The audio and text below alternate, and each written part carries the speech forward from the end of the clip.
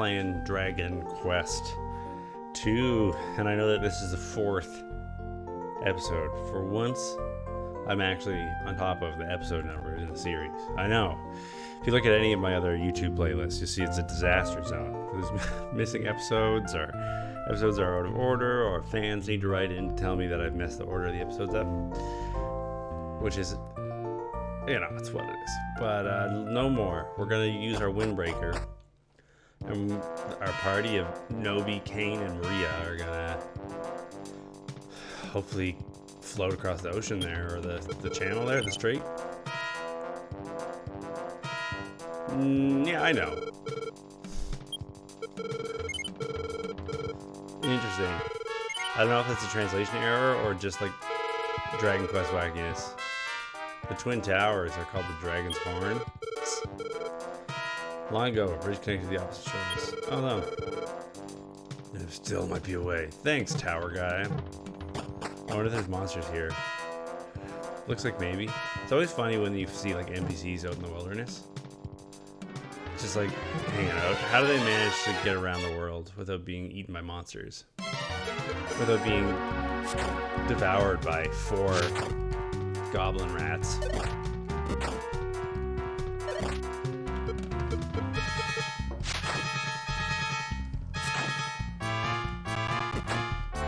Makes no sense to me.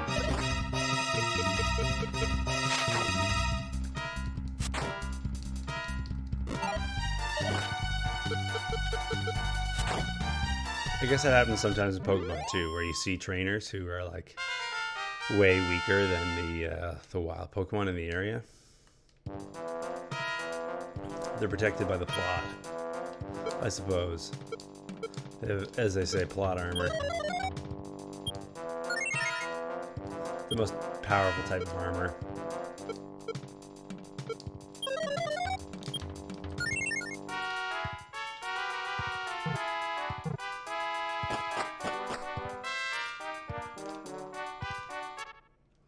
Boop-a-doo. I guess the tower has to be a certain amount of tall so we can glide off of it, right? Otherwise, the whole tower scheme wouldn't work. Doo-doo, doo-doo, doo-doo, doo-doo, doo-doo, doo-doo. Maria's dying. Maria, set things on fire. Infiernos.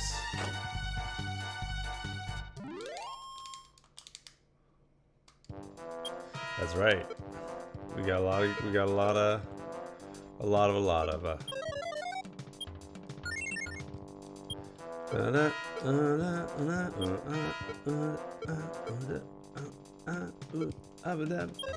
I wonder what Maria's max hit points are. What are we looking at here? 38? I guess it is what it is, right? Well, if Nobi doesn't have any spells, why is Nobi on the list? That's what I want to know. And does the prayer ring bring your MP to max? How did the baboons get up here? Rats, I can understand. I don't know, maybe baboons. Seems like the things living outside the tower are the same things living inside the tower. These creatures are marvelously well adapted for their environment. Okay.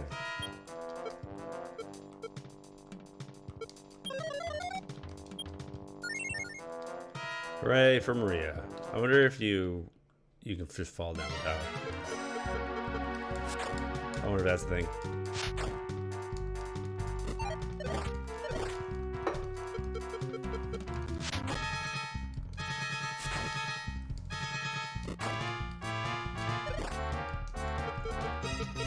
I love the perspective on these like background drawings. The 3-point perspective is fun.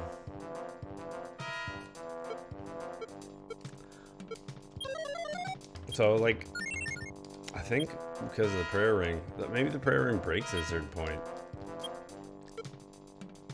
Yeah, we got a ton of money. I think I put like 8 grand in the bank. If I do recall correctly. I might not. Terrific move, Maria. 4 damage. She's a spellcaster. It's forgivable. You get a free pass, Maria. I guess the level up every single fight phase of Maria's membership in the party is ended.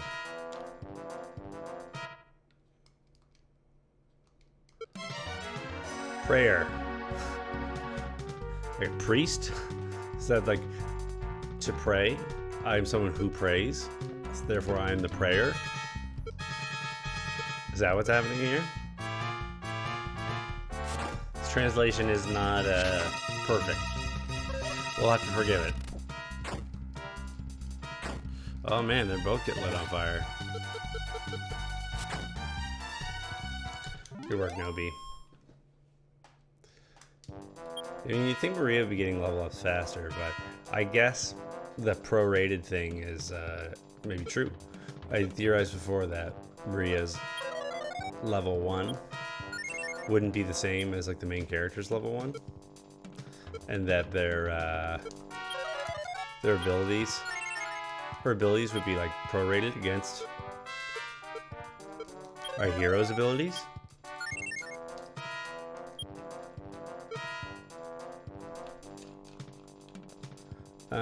Yeah, let's use the prayer ring now. Oh, she's got it.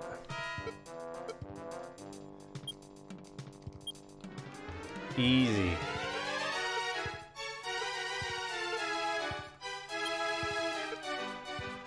What could be easier than just passing around a prayer ring, getting free MP?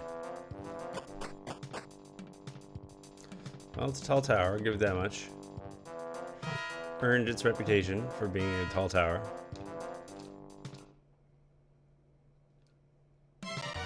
Death God?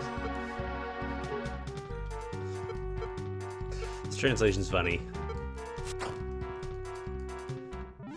Alright, well, we just defeated the god of death. So I guess nobody dies in this world anymore? Does that sound right?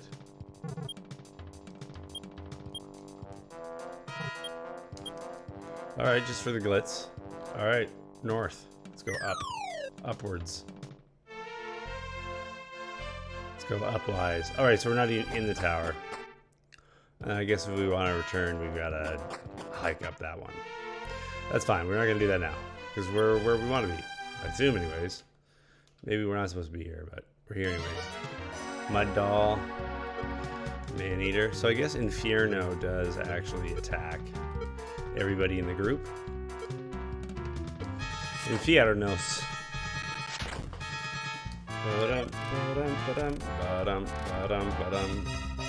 Interesting. Did not affect them whatsoever. That is not what I was expecting.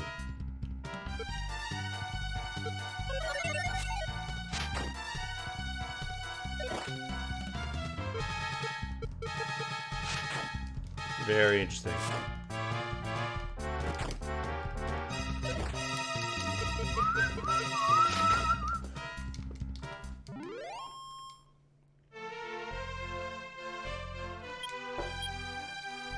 What I wouldn't give for a map of this world. It doesn't seem to be like Final Fantasy either, where like you had a map the whole time and you just have to like know what button to press to get it up. What's over here? Some sort of monument? Some sort of hole in the ground? Spooky. Oh. Hello. Mm-hmm.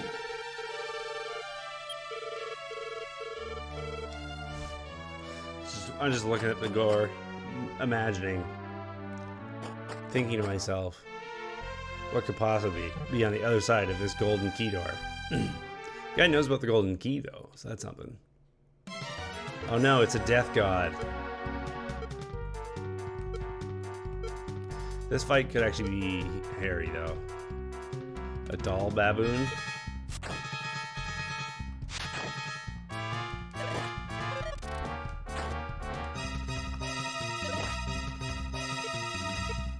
Alrighty.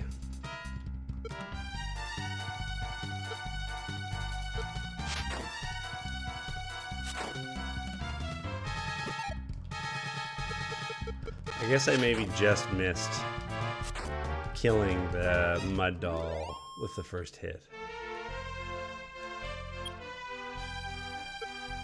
Let's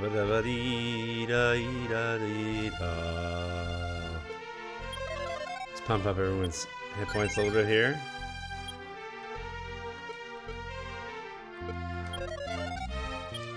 Keep people out of that risky range. I wonder what Nobi's max hit points are right now. Oh, What's the Sun? Thank you so much for the subscription. That's amazing. What a sweetheart. You're the best. Questing for dragons again? You know, boy. Oh, I'm gonna hit the thanks button. Thanks to Haha Turtle Dove at West of the Sun. You are the coolest person I know. This is true. LOL. There you go. There you go. I meant it though. How you doing, West of the Sun? Good to see you around again. It's always nice to have you. How's your holiday been? Do you get a holiday? Did you go back home? No, I'm being real. It's nice. It's nice. It's always nice to have friendly faces. As I'm sure you said before, you know, it's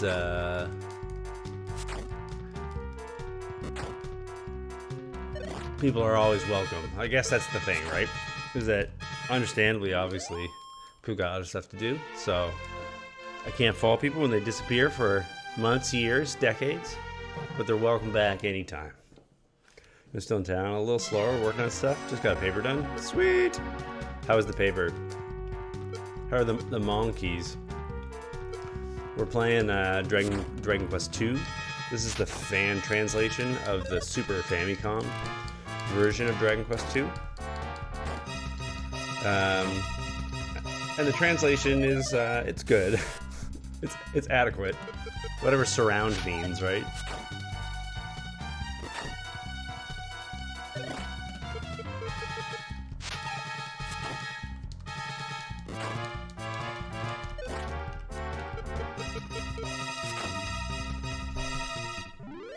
We taught Autobomb Pal some more tricks since you were last here.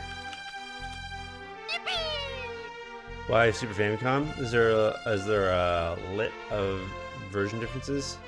A list? I don't know. Probably somebody's compiled one somewhere.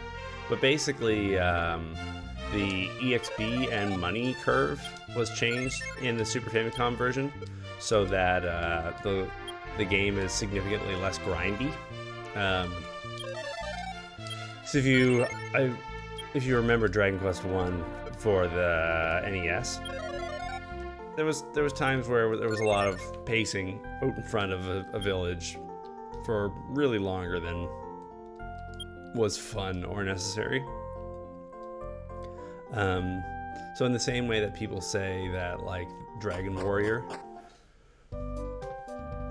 is the definitive version of the NES of Dragon Quest 1, the localization in North America, in the same way for Dragon Quest 2, people say that the Super Famicom version port of it is the best one to play. So it's kind of all over the place, right? The originals aren't necessarily the definitive versions in people's minds, so I'm just going with the broad advice of the electric internet. Sometimes people are right. Okay. The modern remakes? Are you talking about this one or like the mobile looking stuff they put out on the Switch recently and are available on Steam and whatnot?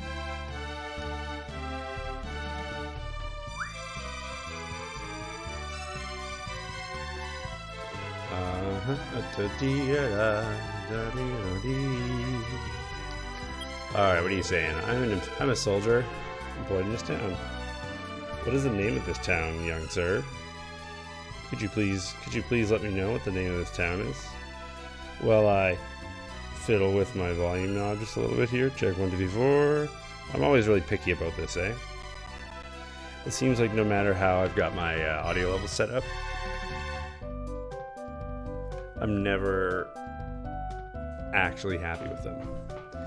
The modern remakes also, yeah, they look. I bet they make sense if you're like playing the game, like this, while you're on the bus or whatnot. But like sitting down at like a nice monitor with the controller, I don't. Yeah, I agree. The text looks bad, and the characters look chunky and weird, and yeah.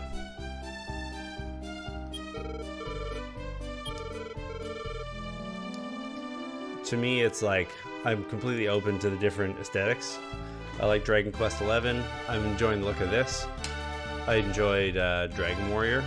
They all look good to me. So it's not about like graphical fidelity. It's more about like art direction and like execution. And I understand the choices that they made in the mobile versions of for Dragon Quest for mobile. Like I understand why it makes sense to have those big chunky fonts, but yeah, no thank you. I'm good. Even in this place, you can record your journey in the Imperial Scrolls of Honor. Alright, well that's good. I must say it's quite convenient. Well, let's do it then. I think the DS and 3DS remakes are still amazing. Currently just collecting all of them. Nice, yeah. I really enjoyed the DS remakes. I wish they were easier to stream, if you know what I mean.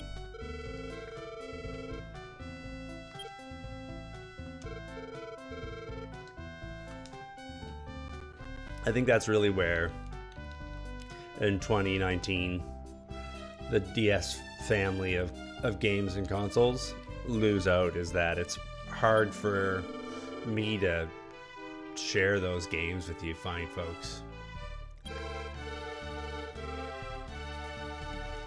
I hear long ago the Princess Rhoda and the Laura and blah blah blah. Hey there, Hydrus. Hey Liam, can't stay for too long since I'm gonna do Star Wars film. Oh nice.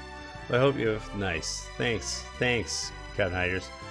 But the thing that you need to know before you go see the new film is that I hear Harry Potter dies in it. I'm looking for a hot woman, Captain Hydrus. Hey, babe. Don't hide back there. Want to have a drink with me? Audubon Pal's like good for it though. Think I should change that command? I kind of like how Audubon Pal just goes ballistic.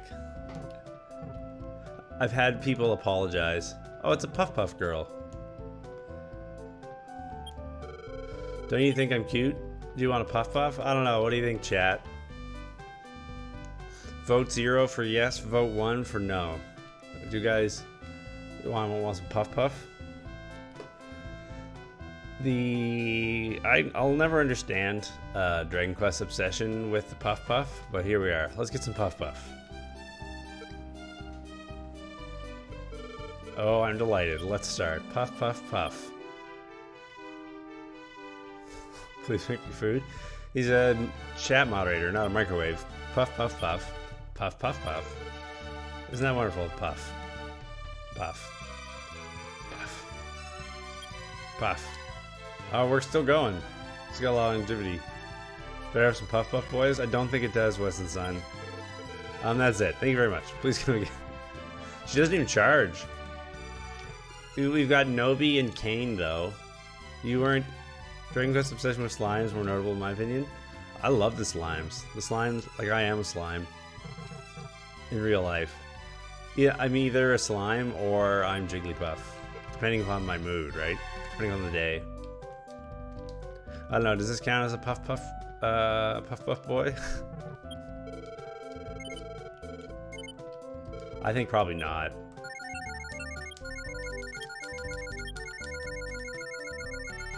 I think he's probably not gonna do it. Yeah, that'd be sweet. Oh, you know what? Weston Sun? I've got a lot of news, but one of the pieces of news is this.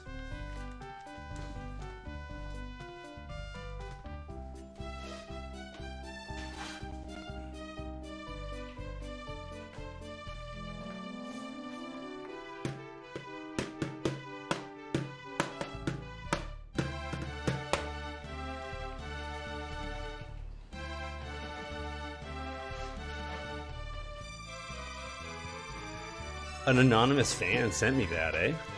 It showed up as it just showed up in the mail. I don't know who sent it to me, and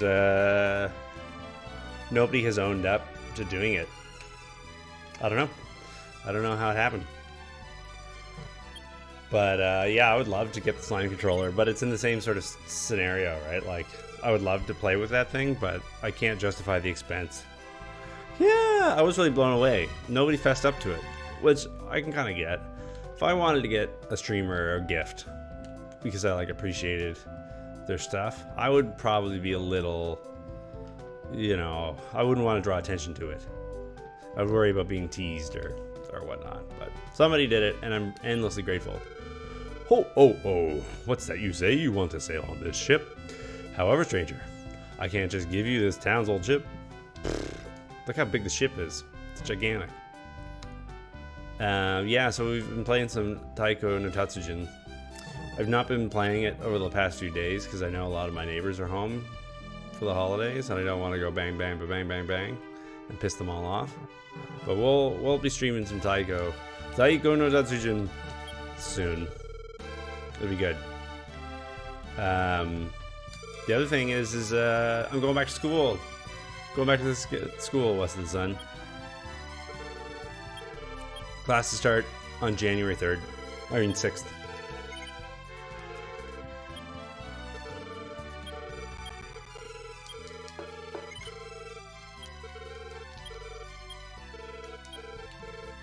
Isn't that exciting? I'm excited.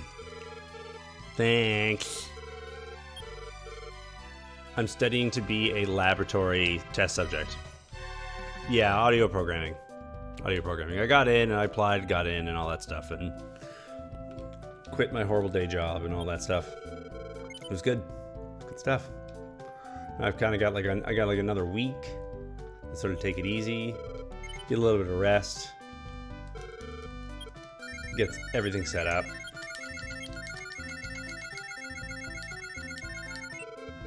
No, it's not a master's program. It's actually just a diploma program at a college. So it's like it's a three-year program with a work term.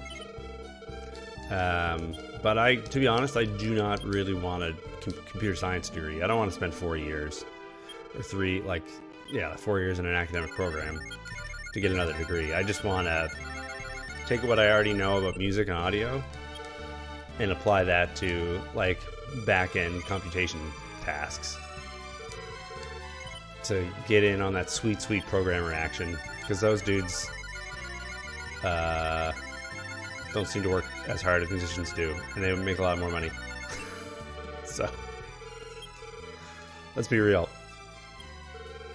Everything has to be easier after trying to be a working musician, right? The course load seems pretty light.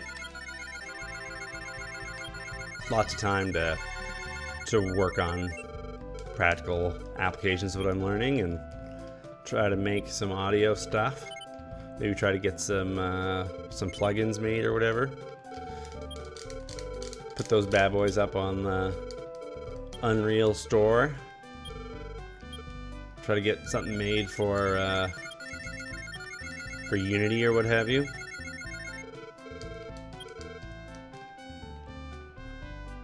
See if I can make some game system stuff, and then get myself a work term at a game studio, and you know, the rest is history, as they say. But yeah, I do not want to go. I don't want another degree.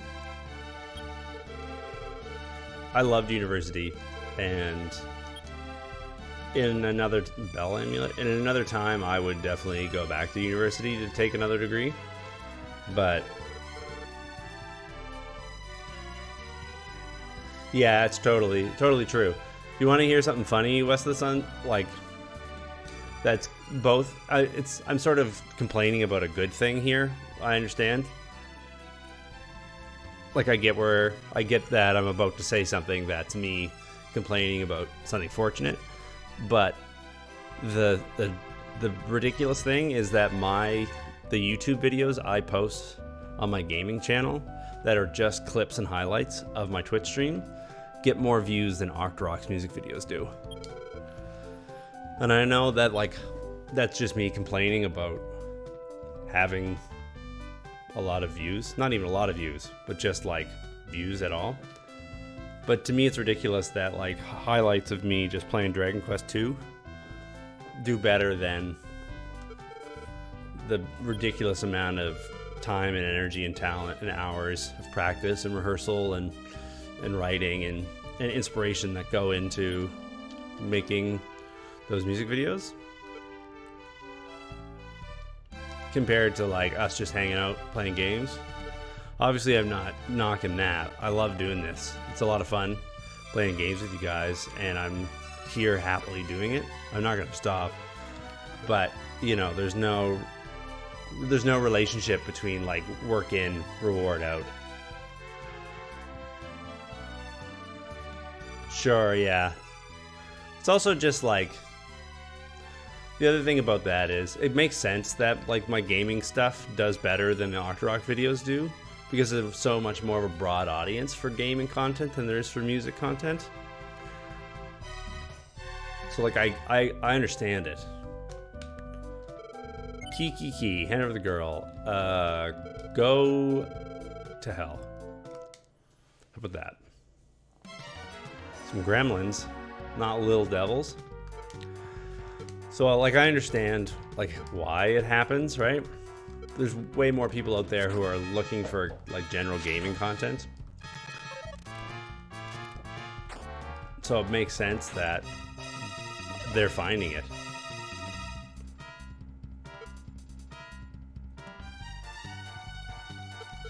Yeah, for sure. And I have no interest in, like, PewDiePie or any of those, like, vloggers or whatever.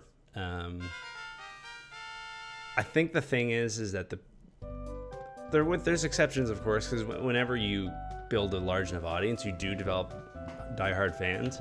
But I think that, like, gallant, like, you know, inch by inch, mile by mile, probably something like Octorok, our fans are more dedicated and affected meaningfully by our work than PewDiePie's fans are affected by his work, if that makes sense.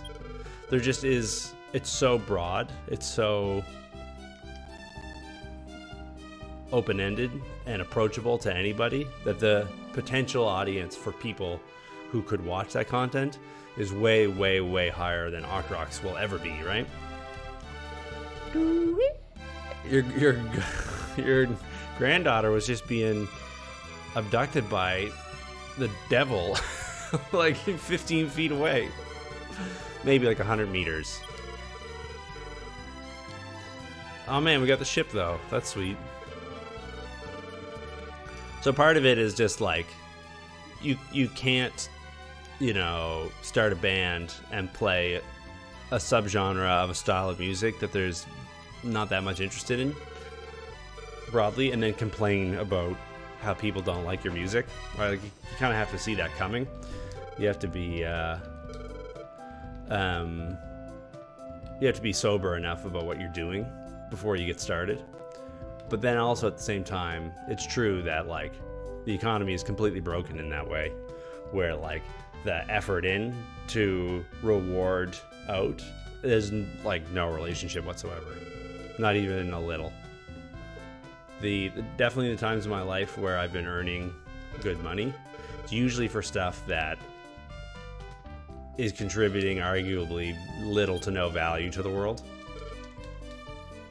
Whereas the things that I do that I would argue are making the world a better place and enriching people's lives are not rewarded at all. People just expect you to do it, oftentimes for free.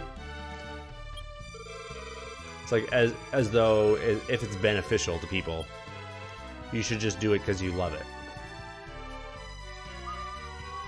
Evasion clothes. Oh, I guess those are like the what are they called? The athletic togs or something? The agility something? I forget what they're called, actually. Because I'm all insulted about this, because we've had way better academic scientists than anyone in art. Mark Walsh's career is so incommensurate if you think about what makes people rich. For sure, yeah. Well, this is it. There's no relationship between wealth and talent and ability. There's no relationship between wealth and hard work. There's no connection between like value for human life and wealth, right? It's all just they're systems that never actually interact, right? They don't overlap whatsoever. And obviously having money isn't incompatible with being a good person, or having money isn't incompatible with contributing to society, or having money isn't incompatible with doing things that are valuable.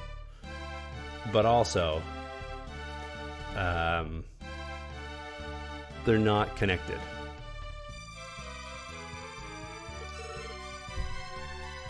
All right, we're going to get all the best of the best for our boys and girls in the party.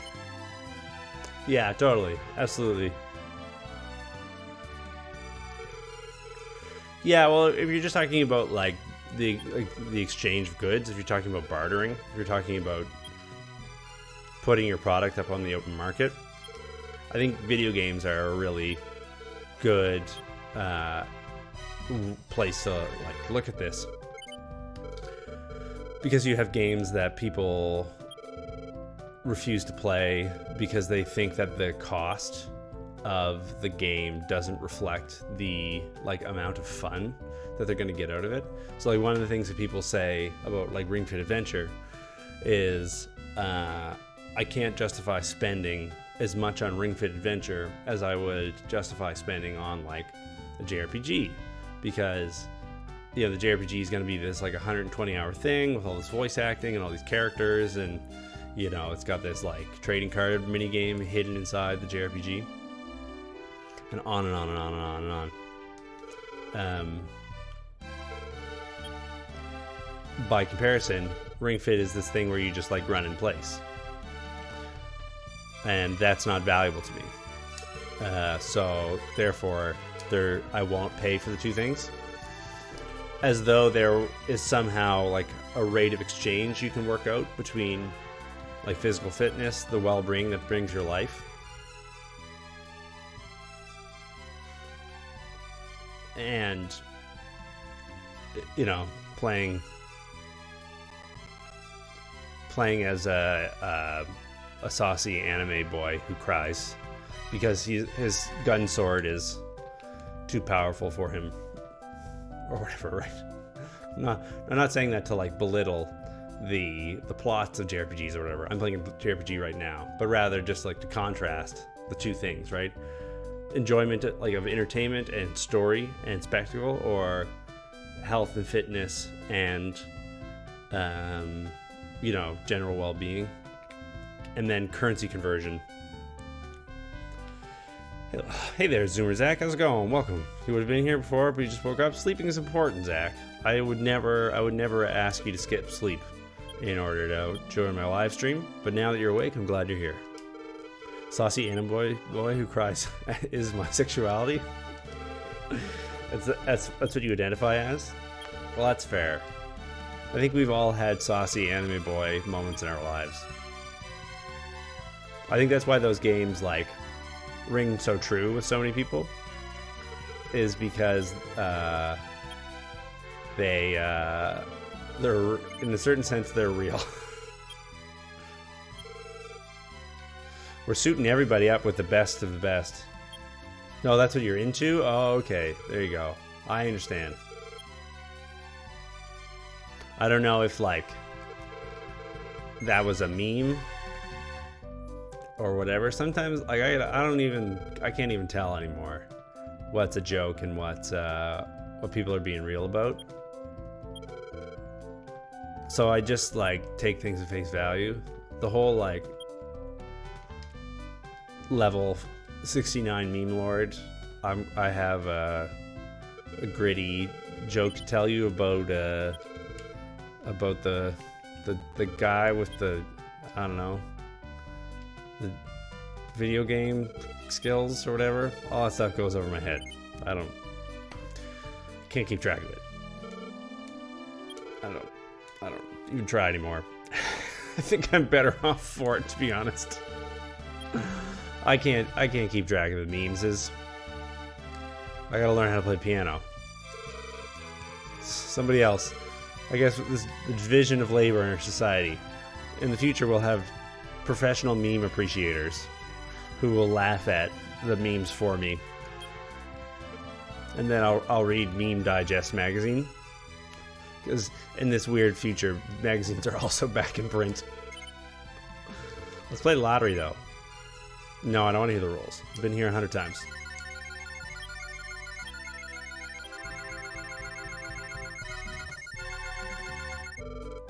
Oh, baby. Oh, come on. One of those was just an upside down heart.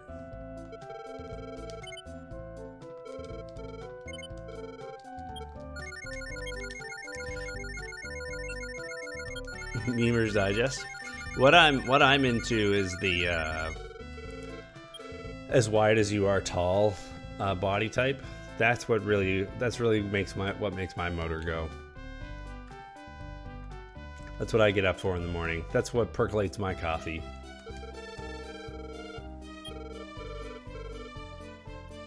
That's what sends my flag up the flagpole. The Kirby bod, the Jigglypuff bod, the slime bod.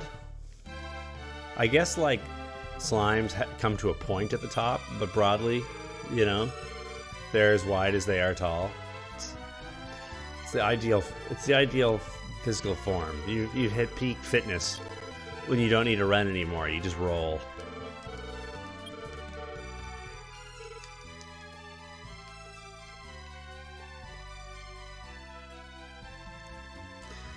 So that's why the only amiibo I ever bought was Kirby. I mean Jigglypuff. Just so that I could have Jigglypuff on my desk at all times, reminding me of why I do this. All right, now that we've got our sweet new our new duds, let's go murder some bad dudes.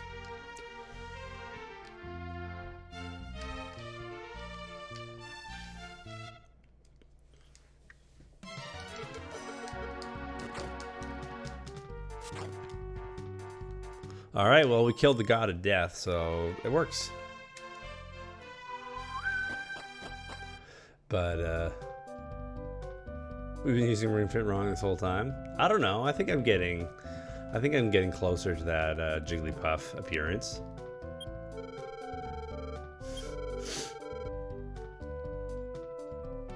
I mean, you're not gonna break my heart, right? And tell me that I've been losing my Jigglypuff-like form.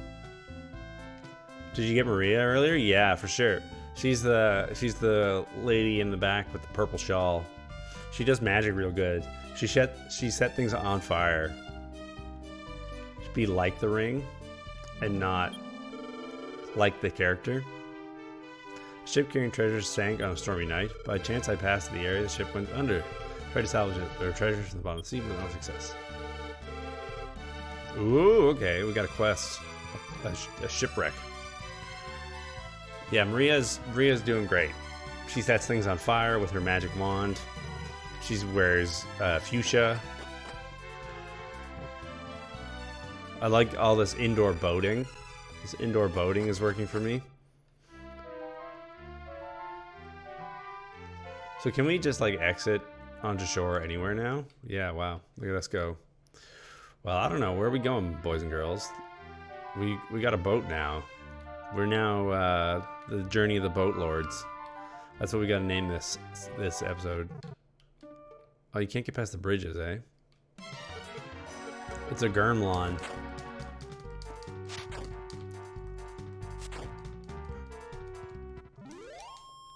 I always like naming YouTube videos for these sessions after really, really stupid things. I think in the Link's Awakening one, where I finally figured out how to get the bananas out of the tree, I named it like Revenge of the Banana Kings or something. It's just like something that does not represent what happened in the game at all. How you doing today, Zach? I hope life's treating you well. This could be bad. Numbness jellyfish. Okay. let's leave that one on the table. Maria, Infiernos.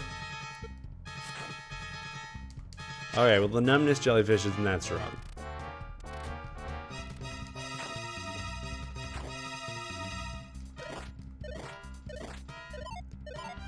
Alright, we're getting through here.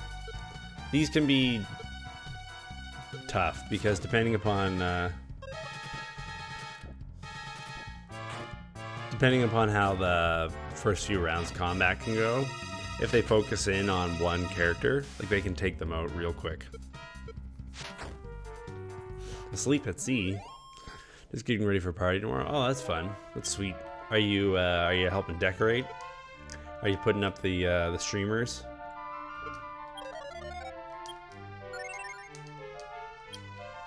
Yeah, we got Maria. You can see slowly building out the pictures of the party here on the top right-hand side.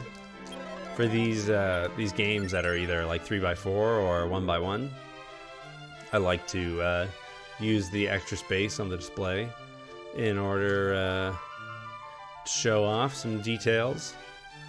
We're not supposed to save at the inn in Barcan. You know what? Let's pull up the manual here because there's a world map there.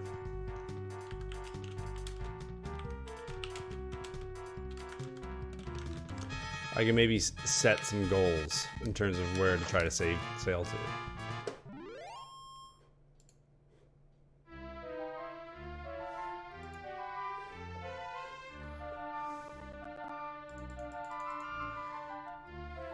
So we've been on this continent. I guess we can go to Alfgard. Looks like we are on the north coast of the continent with Middenhall and Cannock currently. Getting food ready. Are you making your world famous burrito pizza recipe? So I think that's the Inland Sea by Cannock. Were we just in Alfgard? Oh no, we're around the Horn of Alfgard, I think. So if we go south and then west, we should probably find Alfgard. Sadly, no. Making sure we have everything. You're doing inventory, your logistics. This looks. Oh, guys, do you remember this? Remember this from Dragon Quest 1? This is the Dragon Keep, and this is Alfgard. Is this all gonna be messed up and everyone's gonna be dead? It's the music. I remember this. This is like a trip down memory lane. Welcome to Ratatome Castle. I think it's supposed to be called Alfgard, but the fan translation is, you know, has quirks. Yes, I do. Sparkling.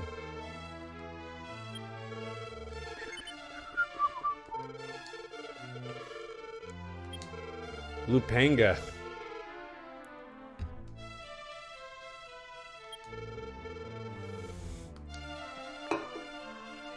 That's pretty bad if you load up your ship too heavily and so it sinks. It's another thing if like you hit a rock and you sink. It's another thing if like you know, you get into a storm and like your rigging is damaged by the winds. So I think you just put too much stuff in the boat. At a certain point you gotta be like, hey chief, this here boat's underwater. maybe we shouldn't put so much stuff in the boat. I guess that's the folly of man, the greed, right? The hubris. Look at this giant hammer. It's so expensive. Look at this iron helmet. It's expensive too. Do I have enough for this giant hammer if I go to the bank? What's upstairs? Oh, this looks like the king is having breakfast over there. Petit peu déjeuner.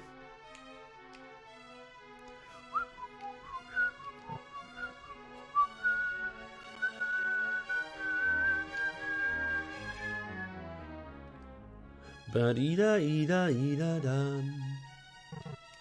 Be-doo-dee-dee-dee-dee-dee-dum. This was the, what did the guy, Dookie, the guy who's quoted above, came in. I forget what he called this guy, like,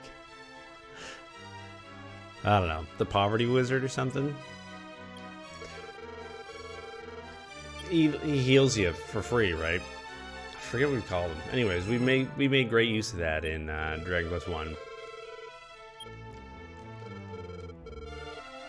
What are you saying, my dude? Nobi. Okay, so this is my saving man. Sure, let's do it. So this is like the Pokemon Silver and Gold type scenario, right? Where like you're playing the sequel, and then you discover the entirety of the first game's world is inside the current game, and you just feel like you're the coolest dude ever.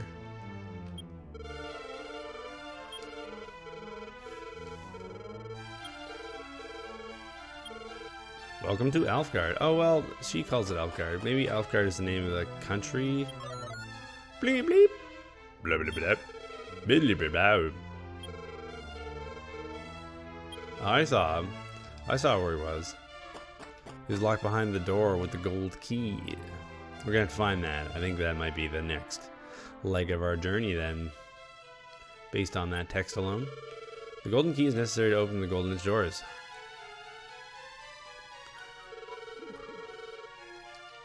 Remember there was that weird thing where you just, in order to get to the cellar, you had to walk out around the castle, and it was super unintuitive?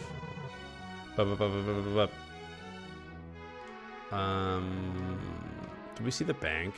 Usually the bank is run by a woman in this game. I think that's the item shop that we're just passing north of now. I don't think we talked to a banking woman here.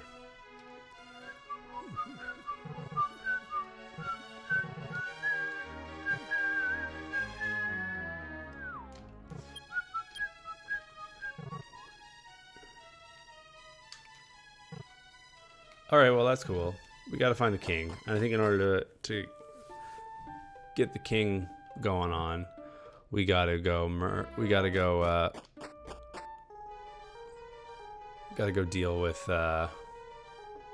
go get that gold key. So there's a cave somewhere. How's my day? My day's going good. Going good so far. I kinda slept in a little bit. And then I had breakfast, and I edited some videos for a bit to get that stuff going on. And then I made myself some coffee and went for a walk, and then I decided I would flip things a bit today. Saber Wolf, instead of playing piano first and then and making some music and then doing some streaming for gameses, I decided I would do the other way around. I'm gonna start with some games. And then later in the day, when my brain is a little bit more awake, I'm going to do some music stuff. It's good. Got a good day ahead of me, I feel anyhow. I made a lot of good progress on the next Octorok music video last night. And so, Gorgon Head, that sounds dangerous. So I'm looking to finish that tonight. I just have to take what I made last night and pare it down. There's just too much content. It's too long. It lingers too much on certain scenes. So I just gotta trim everything down, snap it up a bit. Hey there, Greg, how's it going? Welcome. It's good to have you again. How you doing, Greg? Wing of the Chimera and 109 gold. Wow.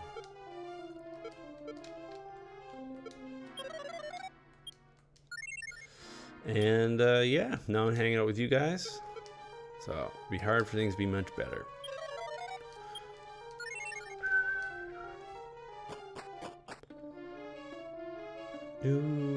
Oh, right. So if you remember the cave music from Dragon Quest 1, it's the same piece of music every single time you go deeper in the caves, except for it just gets pitched down a semitone and is also slower. Going for walks is good. Oftentimes, like, you don't even need to go on a long walk. Just like going on a 15-minute walk will like change the day for you. When does your album drop? Octorock's next album? That is a good question. We have all the material for it recorded and mixed. We've got, 14 songs to put on it. The problem that we have is we don't have enough time to do everything. We don't have enough man hours. So like we would need to put together a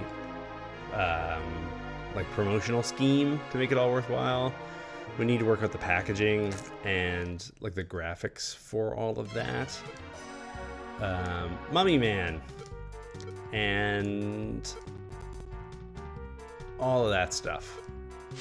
And currently it's just me who does those things, and I'm about to go back to school.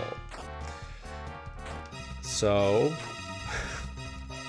we have this strange situation where we have a finished album ready to be released, and all the stuff that's holding it back are everything but the music. You're waiting for the Octorock vinyl, personally. I would love to do that. But yeah, it's the exact same thing, right? Like, we would have to find a manufacturer, right? We would need to hire a technician to master the record specifically for vinyl, so it would go properly onto that format, because you have to master your recordings differently for vinyl.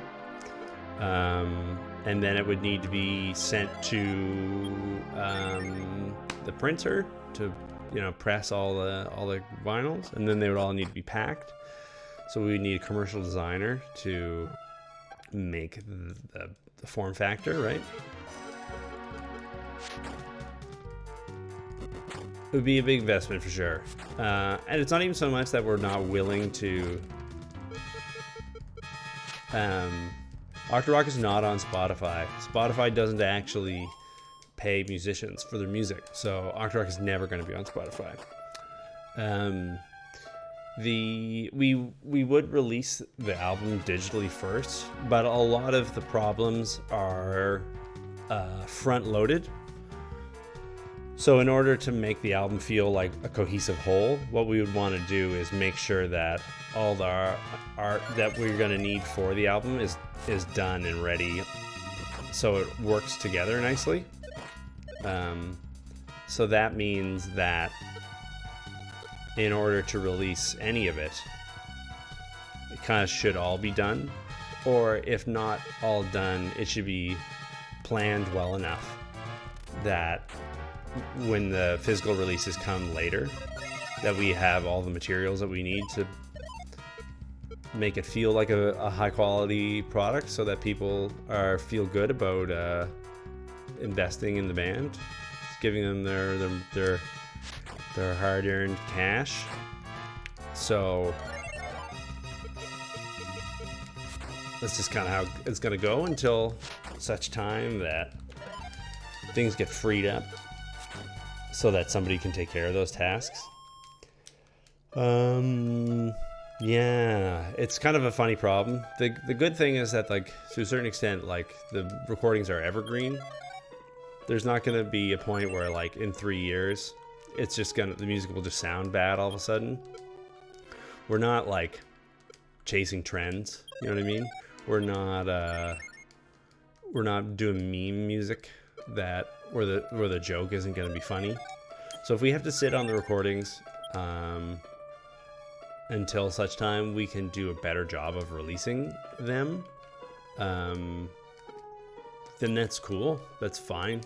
I know obviously people are eager to hear stuff and get it out there, and having another product for sale would be really good for the band, because the money that it would bring in would help propel us forward. But I think there's no point in, like, putting something out before it's ready, if that makes sense. We don't want to kill interest in the band by releasing inferior stuff, right? It's okay if the band sort of has a loosey-goosey you know, small budget indie feel, but that's different than like putting out stuff that wasn't ready. That's how I feel. I don't know if that makes sense.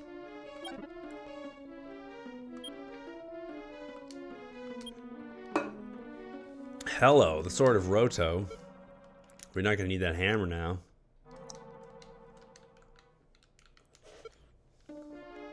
It's sort of a good problem to have, if that makes sense.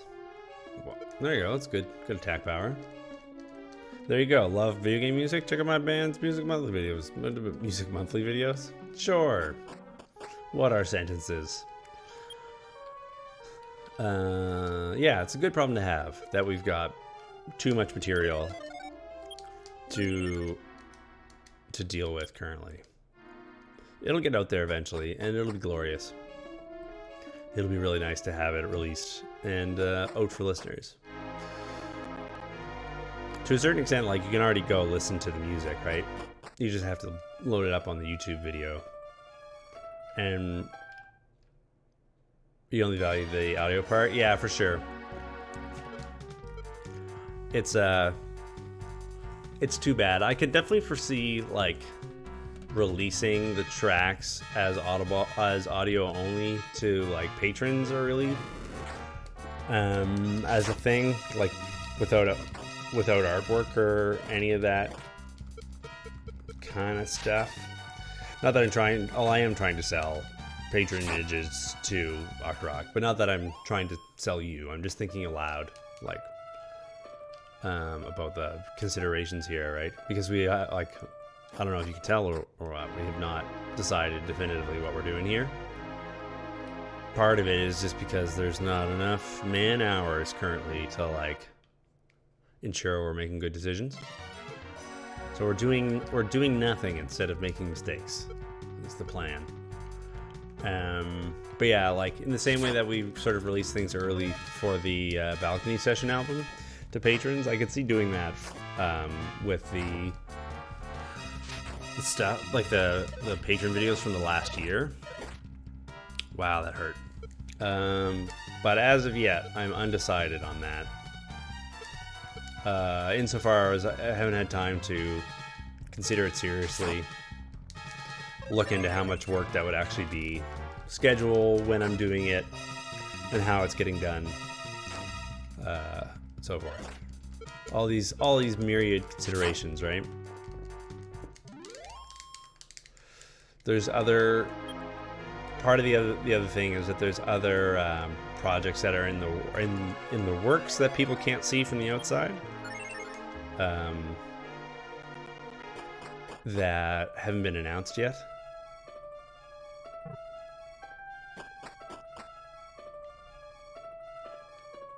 That are taking up time for the band. And that's all I can say about that. There's cool stuff coming down the pipe, absolutely, for sure. But you know, as it goes, you shouldn't talk out of school, right? Rubs hands, for sure. Yeah, there's good stuff coming. Part of it is like thinking long term, to like give you a certain peek behind the curtain. Like right now, if you look at the amount that's coming in monthly, like just if you just do some back of the envelope kind of math here, right? If you think about how much is coming in from Patreon, and then looking at the views that we do on YouTube on a monthly basis, like you can kind of guess how much money the brand is bringing in currently, right? And then if you just sort of ballpark what you think we're doing, like in terms of album sales, and then you compare that against what our costs probably are for the arranging, for the rehearsal space, for the recording studios, for the mixing, for the videography and the video editing, you will soon learn that really it's grant money right now that's getting the band through. If that makes sense. We've got a Canada Council. We have a Factor grant. We have a grant from the government of Canada. It's helping us pay for these costs. But that's a finite resource, right? And when that... Oh no, Nobi is dead! This is bad. I think we gotta try to flee.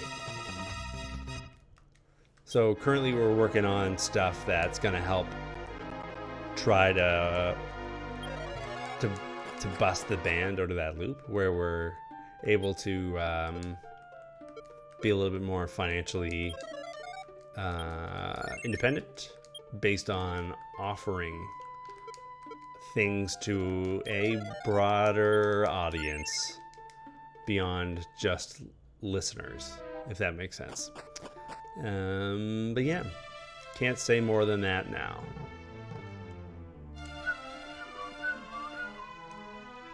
Yeah, music's expensive. There's a lot of professionals involved. It takes a lot of work.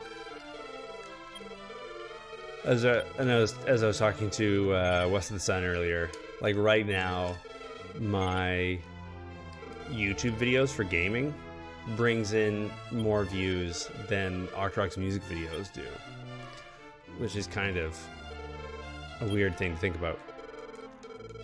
That's why we were talking about economics earlier. The thrilling subject of economics. You know, they call economics the dismal science. high quality streaming. You only get it here. But yeah, certainly for now, Arcrock maintains a position as mostly being like a labor of love, right? It's not a big breadwinner. Okay, let's do a save state just in case here. Save state, shift 1. Rubs hands. Perfect. The other thing is that like the time scale for some of this stuff is really slow, right? Like if you want to think about production, you know, say the album is it get rich quick scheme? Yeah, that's my plan. You're enjoying Cerebral Liam. I think it's the only version of Liam that I know, but I think that I'm a little more stuck in my head than you guys are stuck inside my head. But yeah, if you want to think about, like, if you want to just abstract the production timeline for Arcrock stuff, right? If you work backwards from the release date, so like if the album comes out today, that means that probably all of the music was mixed and mastered about a month, because you need lead time for making the music video and marketing and that kind of stuff.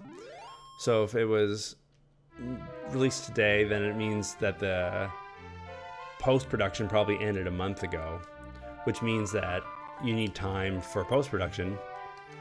So production probably ended a month before that, right? So like the recording session, which means that rehearsals probably were taking place the previous month. So now you're 3 months back, which means that people needed to get their music in time in order to practice it and be ready for rehearsal. So the parts had to be ready probably at least 2 weeks before that. And then the charts take a while to write, because you don't just like barf those out, right? Somebody needs to write them. And if, in order to make a recording session economical, you need to record more than one thing, right? So we'll need to have 4 or 5 songs ready, which is maybe 2-3 months of writing, depending upon how much time you have, how many people are writing for the recording session. So like at any point in time, you're like at least 6 months back from something that's coming out, right? So like the next music video is coming out on the 1st of January, Luigi Circuit, and I have like long since forgotten about it. Like it's the furthest thing from my mind now, right? I've moved on. It's dead to me. It's like, you know, I've already buried it in the backyard and mourned its loss, right? So those are like the logistics that go into making those music videos possible. So it's a ton of work. It's a huge Herculean effort, and doing it on a tiny budget and all that stuff adds the fun, adds all that fun in.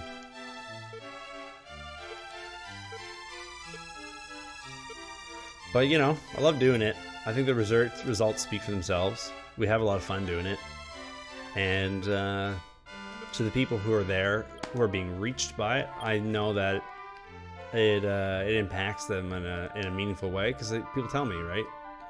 I hear from folks about how much they love the music and what it means to them, and we're gonna keep doing it. So if memory serves me correctly, there was another town up here. I think it was like Koholint. It might be gone now, though. Poison Kiss. Mwah! Alrighty. Kill it with fire. Usually works. I don't know what surround does. I think it might be like if makes it so that the enemy can't flee. Maybe that's useful on like metal slimes. But yeah, that's cerebral, Liam. If you're curious about anything else, feel free to pick my mind. I'm happy to run my mouth off about nothing in particular.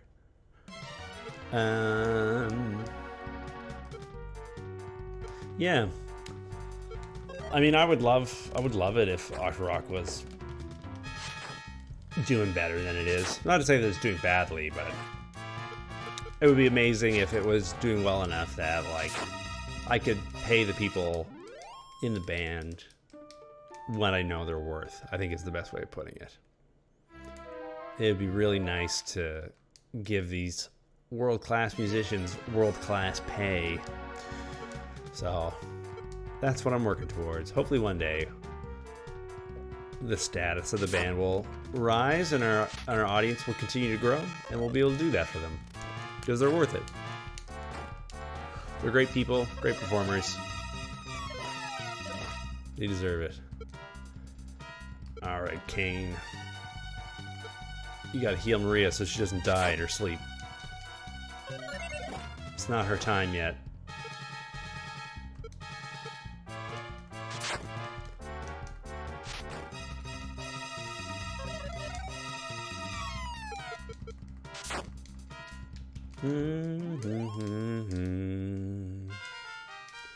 Cerebral Liam with the cerebellum.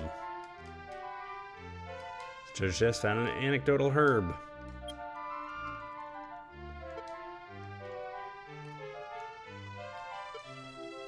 Look at all the stuff I got. I got steel armors and swords and stuff. I should sell some of this stuff. Can you use, like, return when you're in the boat? And then what happens to the boat if you do that? Okay, so Gwaine Hall or whatever. Gwaine Home should be up here. But it looks like it's also gone. Didn't make the cut.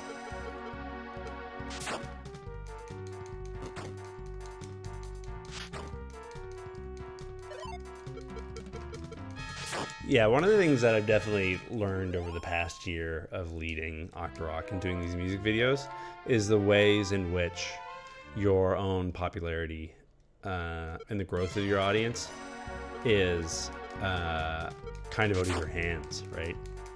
Like, I can say with 100% confidence that I am working on the band as hard as I possibly can, and I've learned so many skills in the process, and I've know that the band is like recording in the best studio in one of the best cities for making music in the entire world. I know that I'm working with like some of the best musicians in the city as well, for the age group anyways. Obviously these dudes have been gigging professionally for 50 years and, well, I can't afford them. And we're playing some of the best compositions, you know, memorable, legendary themes from music of the video game genre. And if you combine all of those things together, the best facilities, the best people, the best source material, you still don't have a guaranteed success, right? Success, however you want to. We're talking financially, not creatively or entertainment value, but like whether or not people find out about it. Where you're in a silly situation where like there's people out on the internet who with like a single tweet could completely change the fortune of the band in a minute, right? And this is true for people of so many other stripes, right? Creative folks who are one mention from somebody who's in has an established audience from like making it happen. It's just interesting to have come far enough to see, to be able to like have the knowledge and expertise and the working understanding of the difference between Octorok and the other people making music in this space, and like knowing what makes our band different, and then also like having an understanding of what converts into a big audience, and understanding 420 gold and then also understanding which things are like out of your hands, like which things you have no control over. So it's interesting. It's a crazy world out there. So we are sailing into Alfgard. We got those spectors.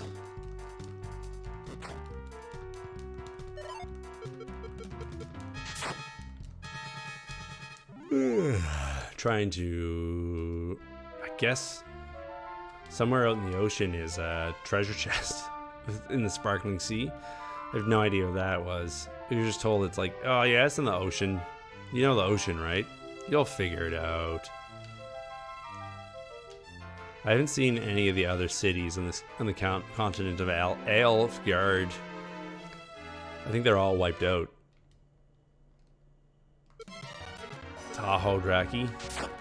We've got these aggressive sea Drakis though. Are they Draki Marines? They're doing a boarding action. They mean to take the ship for themselves. I want to stream, but I only have a Switch, the dock, TV, and a phone. What do I do? Well, in order to stream, you need something to encode video with, right? So you need a processor. I don't know that there's any phones that are either beefy enough or have like the input-output situation where you could get that happening. If such tech exists, I do not know of it. You need a laptop or a PC in order to do the video encoding through some software like OBS or like Streamlabs OBS. Also, a lot of capture cards will come with their own encoding software, but you need something to turn what's happening on screen into beeps and boops for the robots on the internet to understand. These days, CPUs and whatnot are way more powerful than you really need in order to get like a good quality stream going. So you don't need a fancy or a new computer to do a stream. If you got any like, you know, any processor of decent quality from like the last 5 years should be fine. So even if you were taking like a mobile like Intel i5 or mobile Intel i7 era kind of thing or sooner, it's probably adequate if you're not trying to play games while also streaming on that computer. So if you have like a sort of like a two-system setup where you have like the Switch and then you have the PC. The Switch is doing all the graphics and all the gameplay and then just sending a signal to your PC. So the PC itself doesn't need to be that fancy. If you went to a used computer store and you found something with at least like an i5 processor in it, or more recent, you'd be just dandy. We got to sell some of this stuff here. I don't know of a phone setup that does it though. The other thing is you can get creative with your goals for streaming.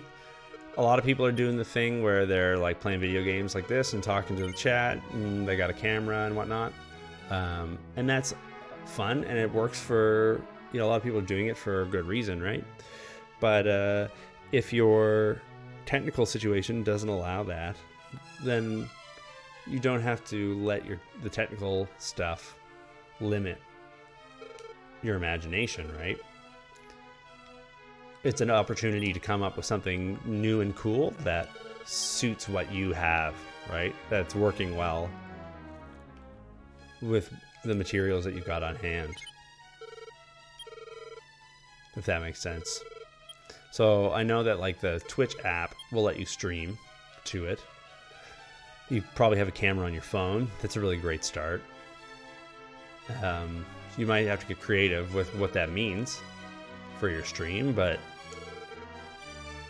that's more of an opportunity than it is a hindrance, right? I guess now that we have like infinity MP, we don't need to do all this stuff. If Twitch keeps crashing, you're gonna flip the table. Is your Twitch going down all the time, Greg?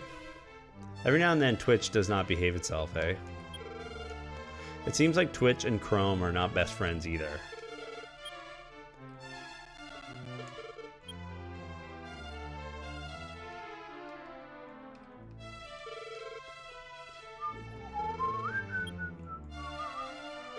Get rid of these plain clothes.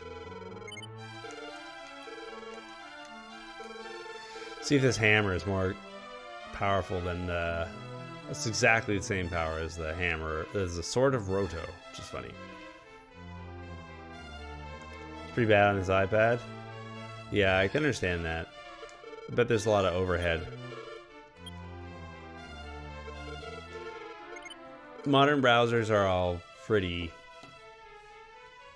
greedy when it comes to resources. You might have better experiences with the app, possibly.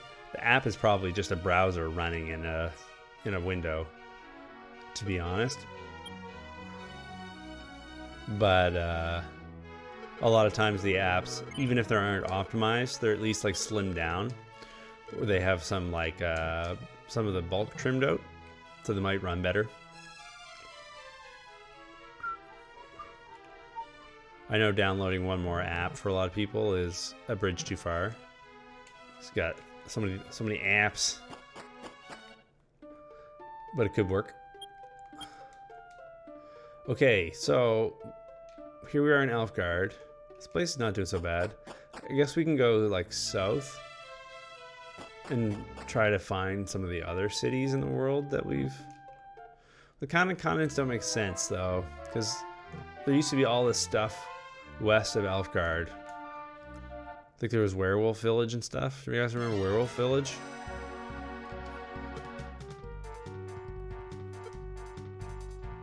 Hawkman? That's how I feel. Infierno.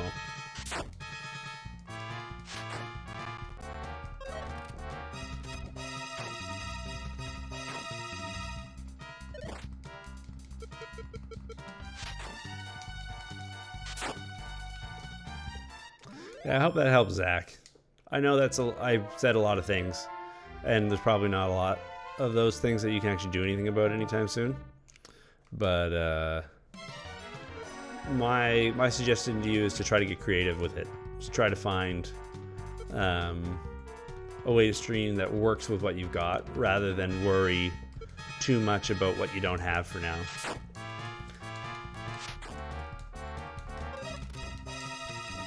It's different when you're a big boy like me and you spend all of your extra income on production gear. You just buy digital cameras and microphones and... Please don't die, Maria. And, oh, let's get a heal more on her. And audio interfaces and keyboards and stuff.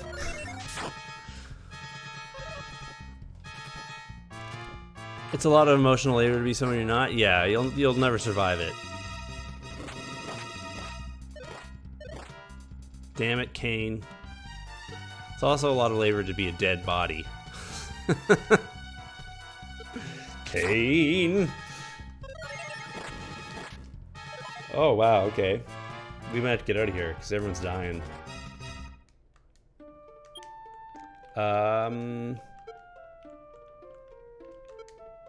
Kane is dead and can't use magic. Doi. Probably one of the hardest things being an entertainer. Yeah, it depends. I feel like I'm pretty real with myself.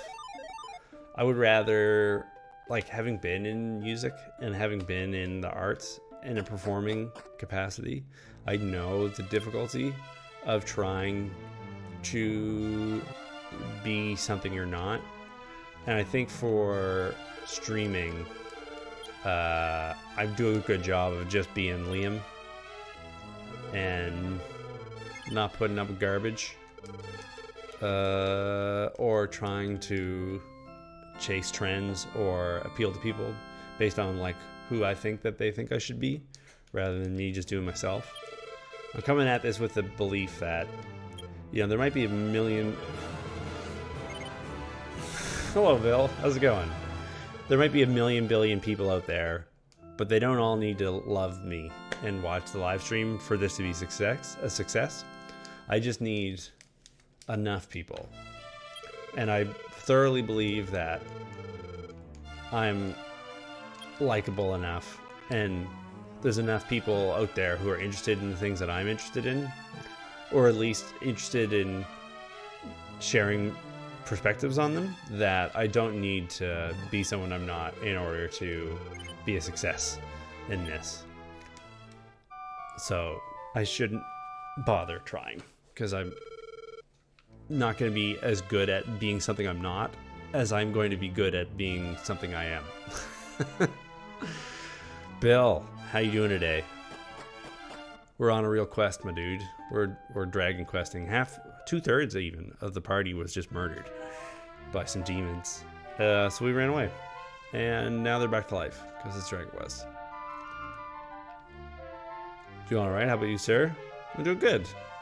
Yeah. Gang's all here. We're playing some Dragon Quest. This little island area looks interesting. Let's go check that thing out. The woods there. Those woods say, come get the magic item that's in me. Yeah, I'm good. I'm just sailing around the ocean, setting slugs on fire. The fact that there's sea-going slugs and Medusas is kind of horrifying, but you know, we just gotta make it work. Sounds like the music from Dragon Quest Builders 2? Yes. There's a reason for that. A lot of the music in the Dragon Quest series gets reused over and over and over again. And I mean that in a good way. I mean that in a very good way.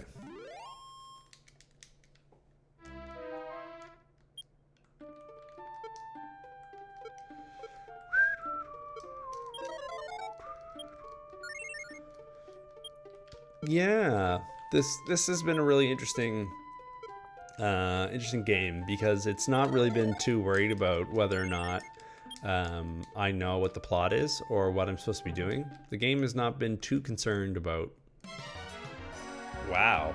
telling me where to go or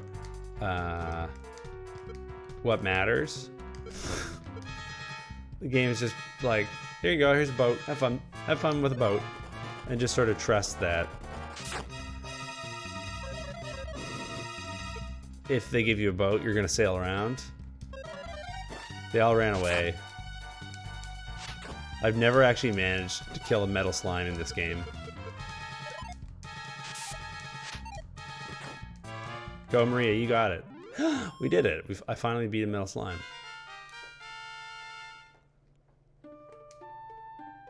Nice. Learned repel. That's fun. Found the iron helmet. Wow, that's a valuable drop. Those are like $4 grand in this game. Too bad I just bought one. That's fine. We can sell it. Even though I don't like need it anymore, it still sells for the same amount that it sells for.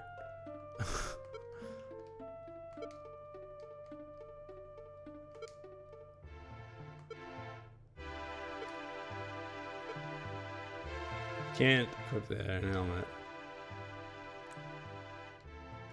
Oh, I guess we can get a shield for him, right?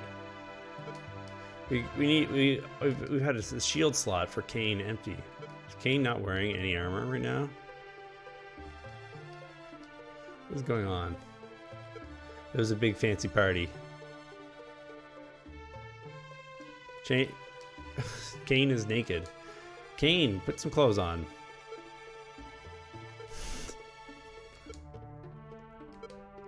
Okay, you can't wear the helmet. Fine. We'll get you a shield, Kane. So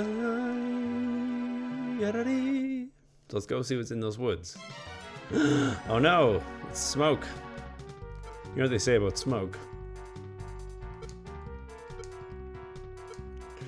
Could you please tell me what they say about smoke? I missed that day. I don't actually know what they say about smoke. Poisoned? That's bad. Okay, well. Heal more on self. Spell. Infierno. I guess they're as advertised. Where there's smoke, there's a fire. Okay, well we did burn the poison kisses to death. So that's something.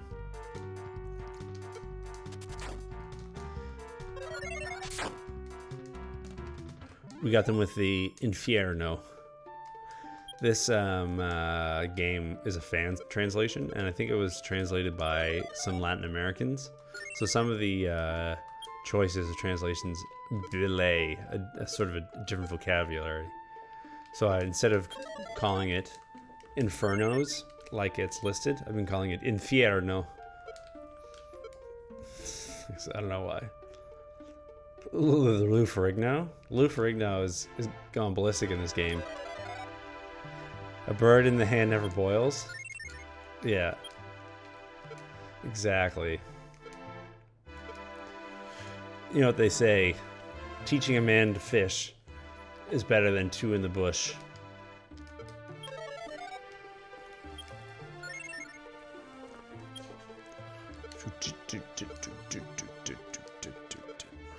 We got this prayer ring, which gives me like infinity MP. It's like this game has been so kind. It's been so kind to me. Bird in the hand never boils.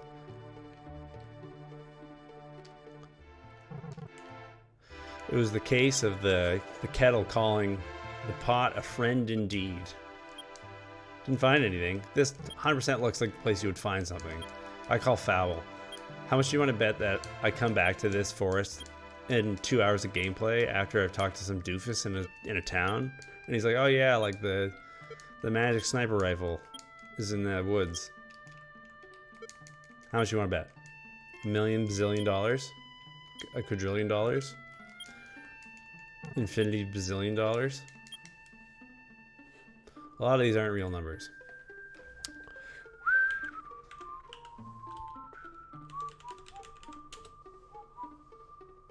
The bajillion category. 11 to bajillion. Get it.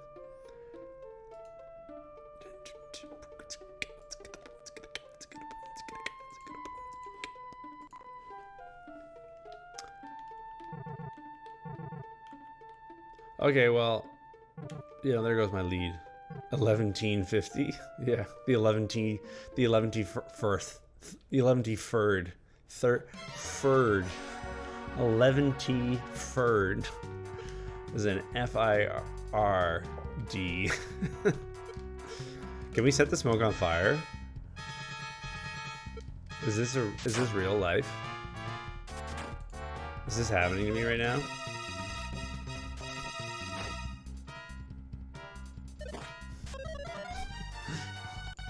They did it. Those geniuses did it. They set the smoke on fire.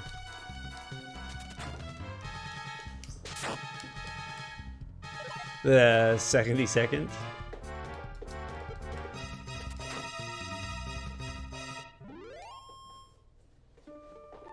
That's funny.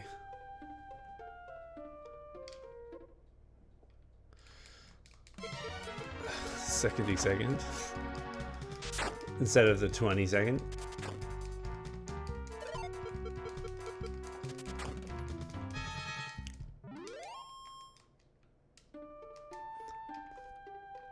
Is English your first language, West of the Sun? Just out of curiosity.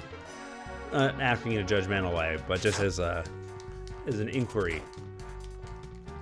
Because secondy second kind of sounds like something that somebody would say if they learned a language where like counting numbers were structured differently than the way that they are in English. Third. Oh, cool. Was well after I was fluent. Oh, okay. Cool. What other languages do you know? Many apologies if I've already asked about this detail and have forgotten over time. Yeah, I think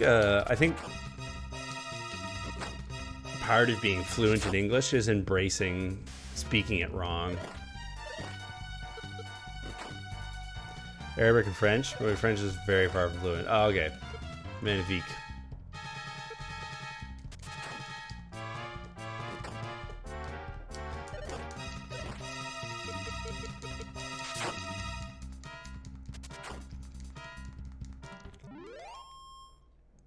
Growing up, we had my cousin convinced that 11T7 was a real number, but secret from adults. Adults didn't know it. That's funny.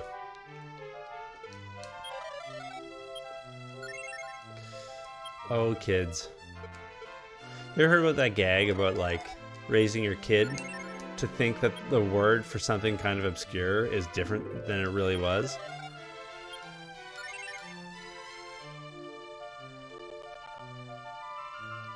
So, like, the idea would be, I don't know, take some term that you wouldn't end up using a lot in your life, but is like a word that people would know. Like maybe, like, instead of food processor, you call it a quiggly bow. And you just do that all the time. And then at some point in the distant future, after your kids have already left home, they're in an intimate relationship. And they say, you know what we could really use is a quiggly bow. And their partner looks at them like they are out of their mind. Like, what are you talking about? You know, it slices and dices foods. Quiggly bow. If you are true descendants of Roto, then you should have proof. Foolish people, leave. I got the sixth sword. Item. Use the sword. Darn. Ketchup. Chup. Just get rid of that ket sound. Don't need it.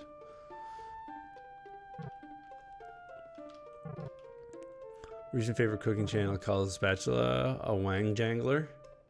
That's funny. I just call everything a dingus now, right? If I don't know the word for something, it's just a dingus. Okay, so we're what looks like that Dragon Quest South America. We need, so far we're looking for the gold key, we're looking for the treasure lost at sea, and we're looking for the proof that we're the descendants of Roto. In Philly, that's how they use the word John. The dingus. The mixing John over there, that's funny. Some weird, like, regionalism. See if there's other places in Alfgard that have survived.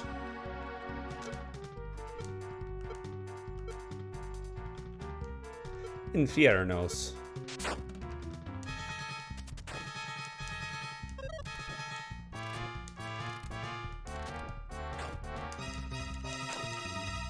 I've probably told the Maltese Falcon story about the dingus thing before, right? So I will refrain from retelling it on stream. So as not to bore people. Okay. Have you looked at this island? Let's take a look at this island. Ooh, island. Okay, let's not lose track of what we're doing. We're gonna do a lap of Alfgard. See if there's any locations I remember accessible still.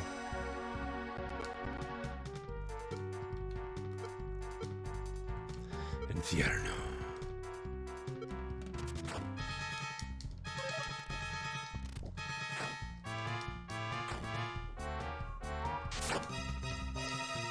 Well, we're gonna get a lot of levels being lost at sea, right? You get off. See you came back. Alright, sounds good, Zach. Thanks for coming by. I appreciate it. Have a great day. Have a great day.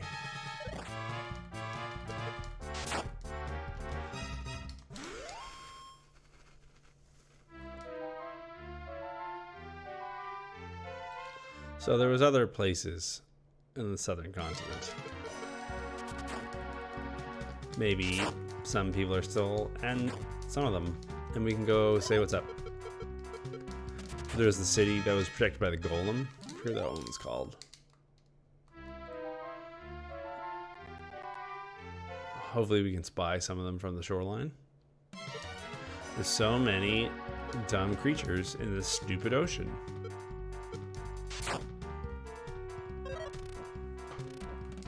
These things would have to be moving really fast in order to attack us while we're on the boat, right?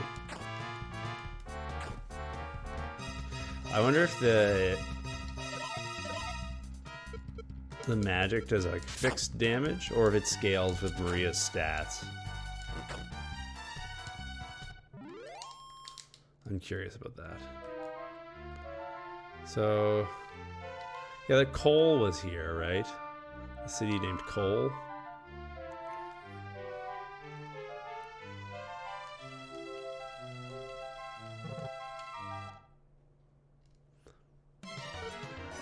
I think this is where we got attacked last time. Infiernos. She's running low on mana. Gotta do the prayer ring trick again here in a second. 31 damage, it's pretty good. Super Mario Odyssey, 100%. I should finish that series. It's fun. Just keep going.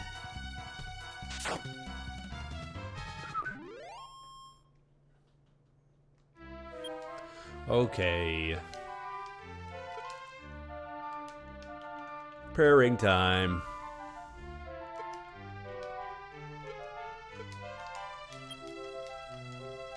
Good work, Kane.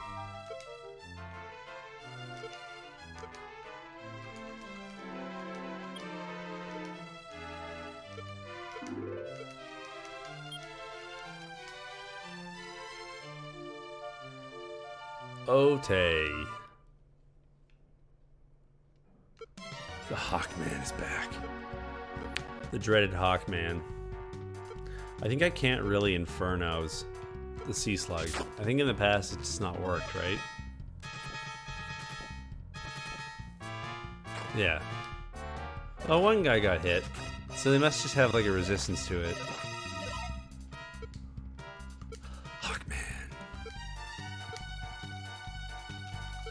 Heal more on Maria.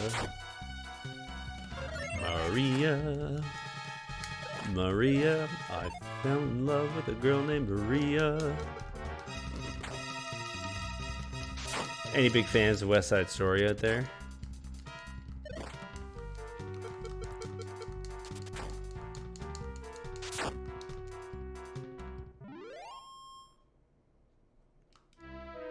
I was in the chest. The copper sword. That was interesting.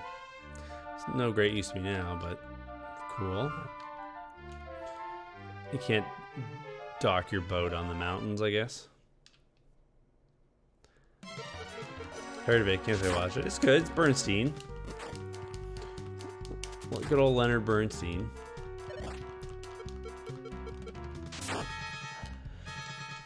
It's like...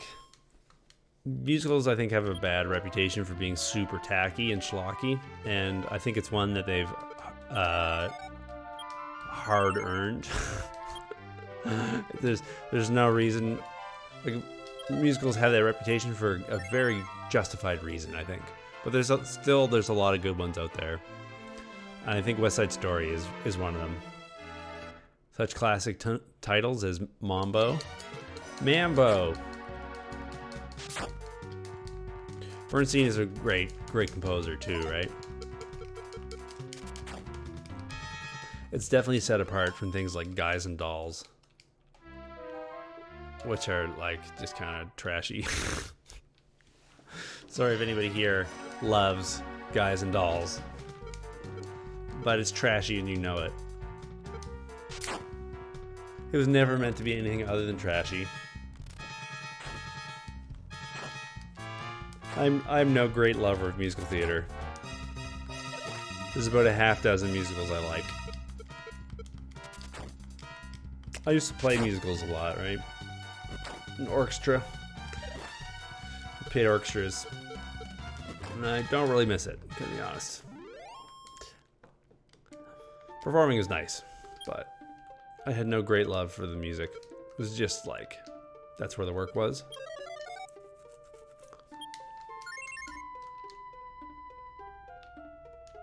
I think there used to be a city here, and now it's gone. Was that? That wasn't Cole. I forget which one it was. Chicago? Is there your type kind of town? Chicago is? Each time you roam, Chicago is? Leading you home, Chicago is? That Chicago?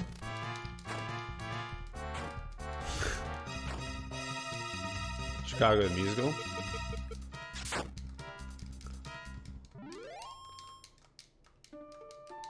I've never seen it.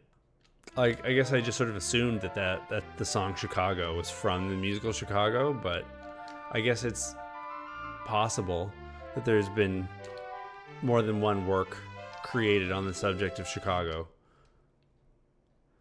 Okay. My research was not very thorough. Gotta be honest. They make a video game about it. We'll talk. Chicago, the musical, the video game.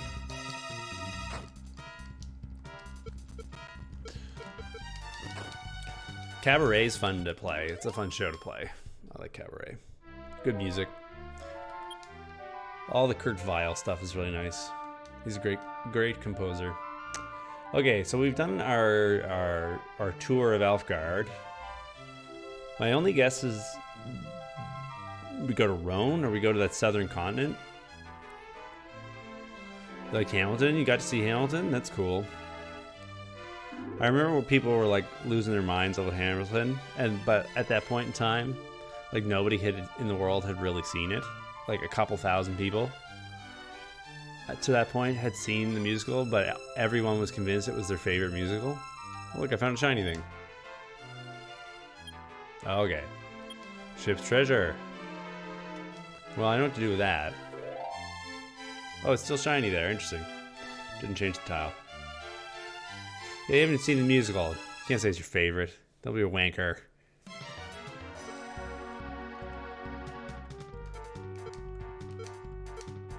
You're one of those people. My favorite musical is something I've never seen before. Look at me roll my eyes at you. Such disdain. Such disdain. I think it's more of a jazz thing. It's like a jazz lingo thing. Like when you're like playing not musically, but playing to like just make yourself feel good. Oh, okay. I take my statement back, West of the Sun. I apologize. You're right. I'm wrong.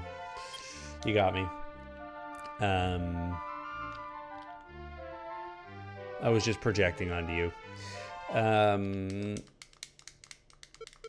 Yeah, people don't really say wanker here now, but like on the topic of wankers, but people if you're like noodling or like you're like playing in a band and not really listening to the people you're supposed to be playing with, that's wanking, and then you're a wanker, and that's generally something you want to not do as a musician, because then people don't want to play with you.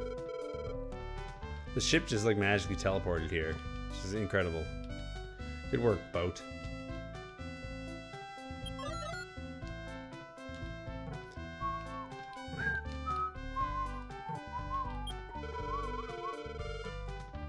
I won't go bankrupt. The echoing flute? What the F does this do? Nobody's ever mentioned this flute.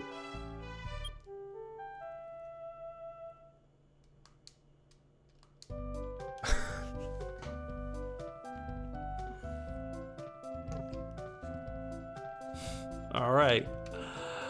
This game is perplexing. I don't know what we're doing. I don't know where I'm supposed to go, but I have a flute now. So think about that one.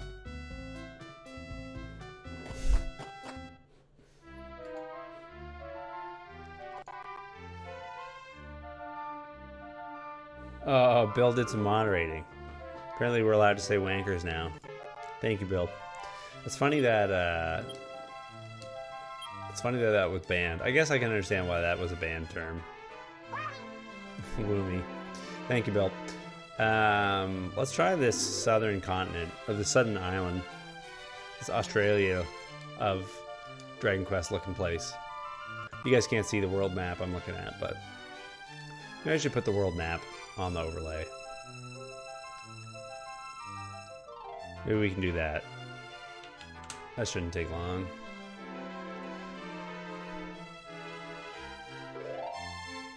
Dress the place up a little bit.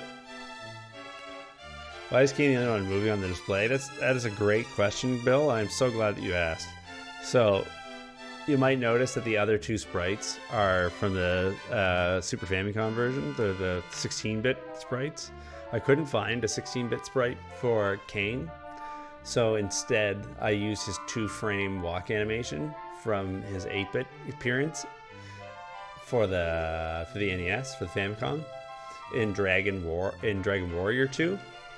So it's, you know, he may get half the texture resolution, but he has 2 frames, so he has all the bits. It's just the same size. So there we go. And that was my way of doing justice to our dear pal Kane. Dos Framos, por favor. Necesitos los Framos. Something like that. Not wrong. Alright, we're gonna put this map up so that everybody can look at it.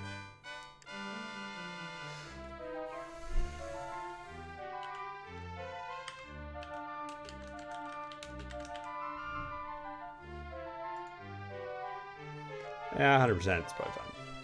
Alright, let's bring this map in so that you guys know what I'm looking at.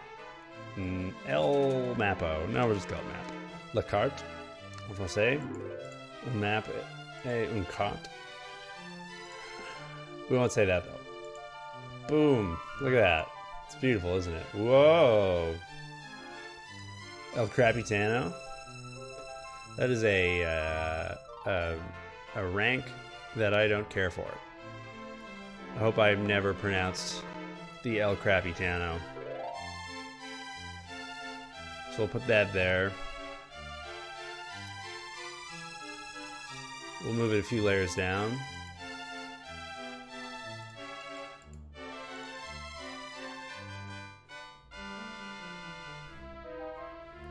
That's working for me. El Cappuccino? Sounds delicious.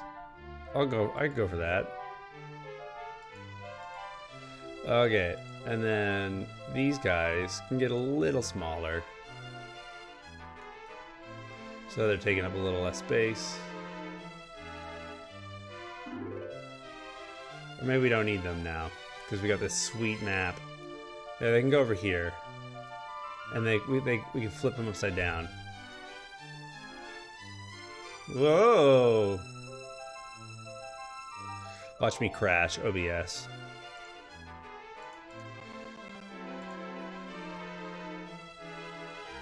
All right, now we all know what's going on. Make sure there's 2 languages there for sure. Alrighty.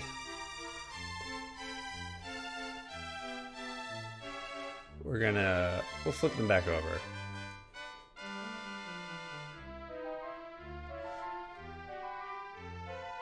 I don't know. We'll put them here for now and then make them invisible. But we'll all remember that they're there. Alright, there's my map. So that's what I'm looking at. This is the map that comes in the manual. So, being the spoiler-free boy I am. I think I have Demon's setup ready to go. Still working on my video. Intro video. Oh, cool. Yeah, intro video is smart. I don't have those production values. So. But yeah, I'd love to see it. I would love to see it. Gladly take a look. So this is what I'm working with. Map-wise, being me, I'm not looking at like an actual map because the game doesn't provide you with one. This is all you get. This is manual. So currently we are just off the coast of Alfgard to the sort of the left by the northern island, and we're gonna go north around the Horn and all the way south to that island sort of continent place with the lake. Oh, nice. That's awesome. That's really cool. Did you like meet them on Fiverr or how did you get in touch with them? That's also very cool. It's very cool.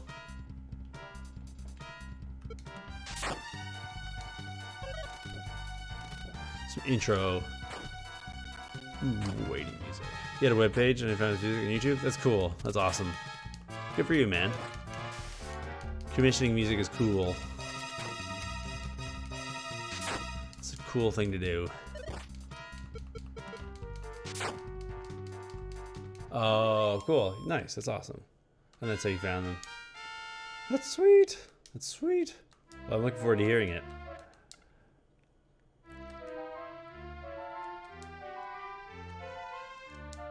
Maria's now level 9.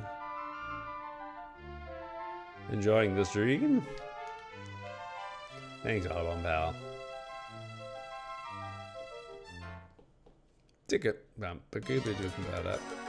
Who knows? Maybe one day I'll end up making my own streaming, pushing more. Yeah, for sure. Absolutely. Especially like if you have, like, you know, your income from your day job and you don't need the money from streaming. It's cool to be able to take that and then just like put it back into getting cool stuff made. Yeah, I could put Arc Rock behind a YouTube video without too many hoops for y'all to jump through. No, I mean, that should be fine. The thing to do would be to just make sure you credit everybody in the description and whatnot. Shouldn't be a problem. It's also like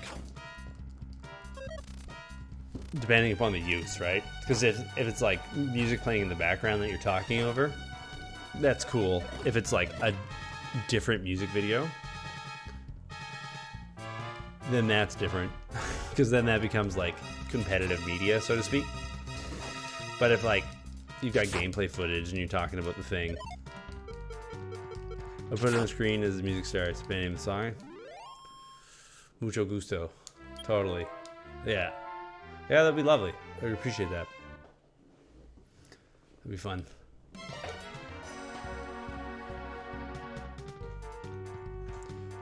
Sea slug.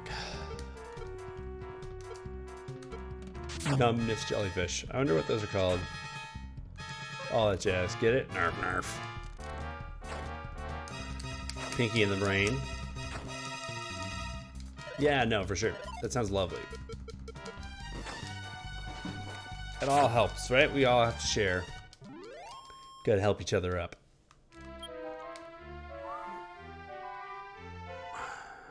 So many monsters in this ocean. Can you imagine that for this game they turned the encounter rate down from what it was in the NES version? Can you imagine that?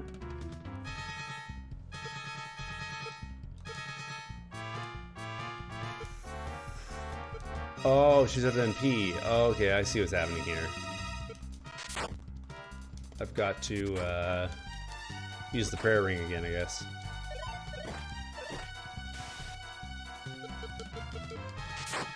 I guess the turbo button would be cool here. Let's see how I turn that on.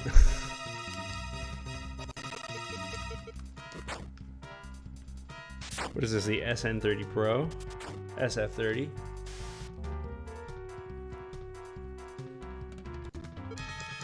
Just to mash through these menus.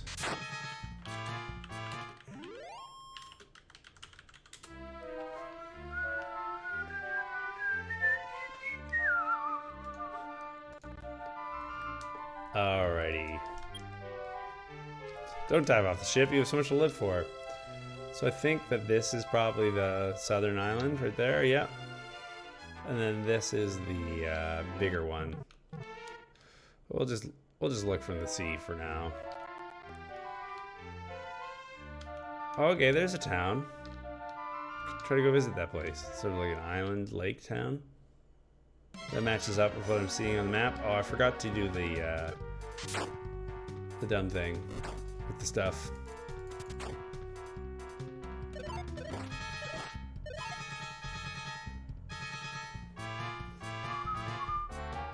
I have to use the prayer ring to boost my MP.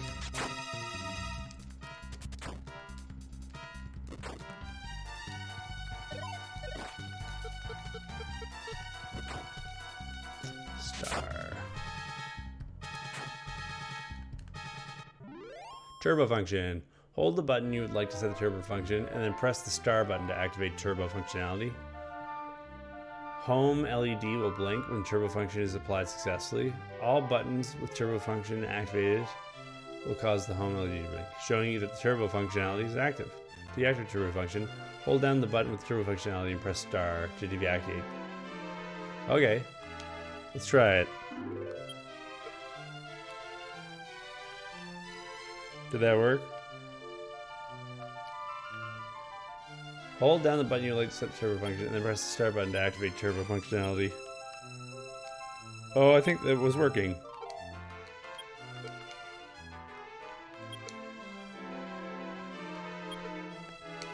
Oh, okay, I get it now. I understand how it works. I figured it out. You know, I've never actually used a turbo button on a controller before.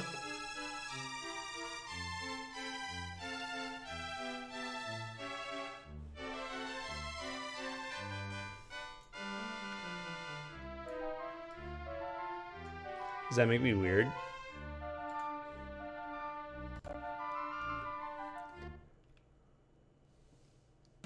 So now if I just hold down the A button, it'll just spam the A button. I don't have to mash. Really? I remember having them on third-party SNES controller. Yeah, no, it's just I've never like really had that kind of stuff for whatever reason.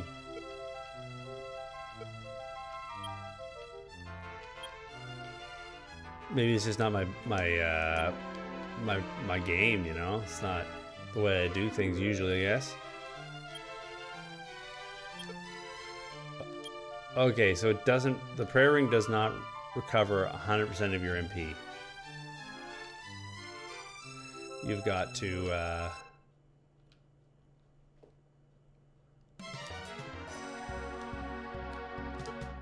gotta use it more than once in some cases. Yeah, it's just weird. This is the for whatever reason, this is the first time I've ever used a turbo button. I can definitely understand why it's super handy for stuff like JRPGs, where, you know, the lights going off. Boop, boop, boop, boop, boop, boop. I don't know. Seems to be a quality of life feature. Rather than me just like ramming the A button over and over again.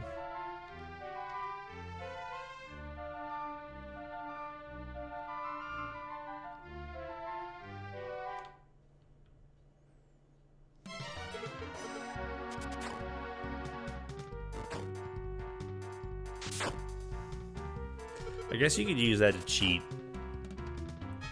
so to speak, in certain games. Like, I wonder if you could use that to cheat in Smash Bros. To mash out of grabs and stuff like that, or like shield stun faster. Not that I'm gonna do that, because this would be a horrible controller to play Smash Bros. On anyways.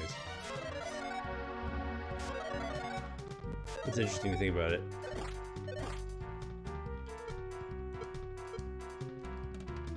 Oh, he's asleep. Okay, that makes sense.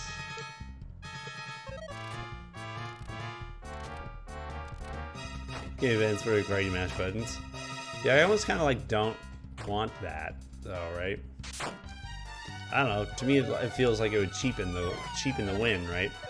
Not as though like mashing is the epitome of skill, but when it comes to definitely comes to these repetitive JRPG fights, I don't mind getting through them a little faster. To me, that's different. I don't know. Is using the turbo button in a single player JRPG cheating? Write in your comments.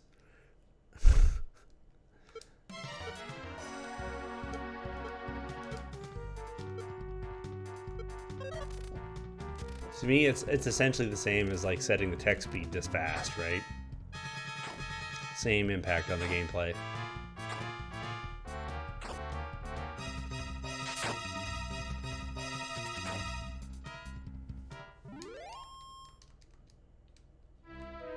It's interesting that, like, I was expecting that when you turn the turbo button on, it would just like go. It would just be like you'd have to turn, like, toggle on and off. But I guess the way that this is working is you hold down the button and then it spams. But if you just press it once, you still get normal use of the button, which I guess makes a ton of sense. But yeah. Granule, the city of water, eh? How ominous. The look of death appears on your faces. A very evil power is growing in you. How frightening. Don't say that. It's very dangerous to approach the prisoner. I got a boat.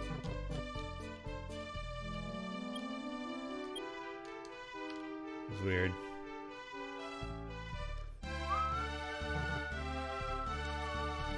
What are you up to? I hear that the leaf of the world tree has the power to revive the dead. Yeah, you egged yourself. This is a cool little town. I like this place. Dragon Quest Venice. Was that you, Nobi? I've been holding a message from the king. The Suncrest is located in the fire monolith. Alright, that sounds like a plot point. What are you saying? You'll need the magic loom and the Dew's yarn.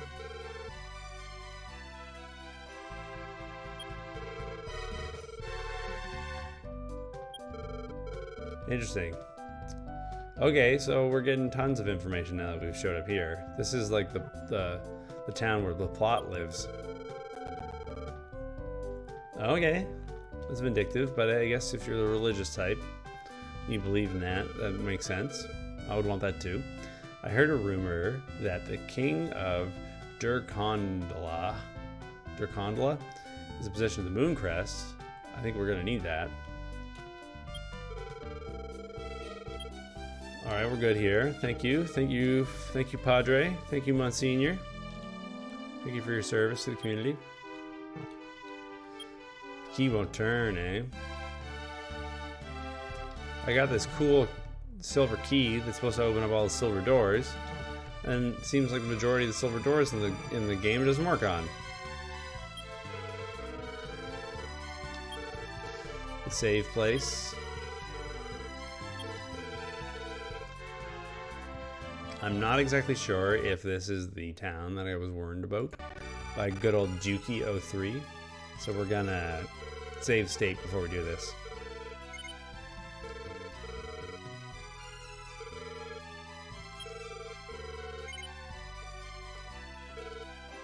Go now, Nobi.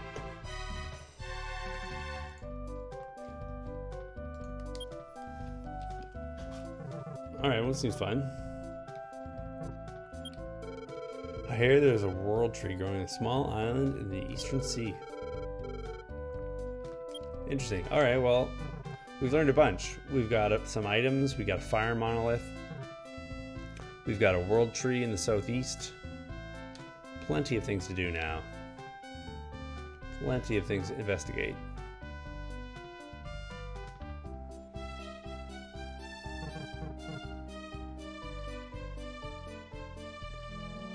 Let's see what's going on here. Oh, is this just lottery? Yeah. No, I don't want to play lottery. Get out of my face. I'm traveling in search of a little lightning sword. It seems that if a person who can't use magic uses it, they can call down lightning. I wonder how that might affect me. Pleasant Sea, far south of Laurasia. Interesting. Interesting.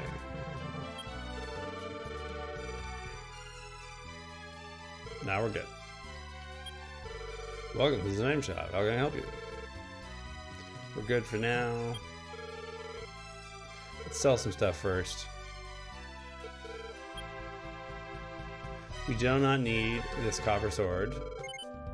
That's for sure.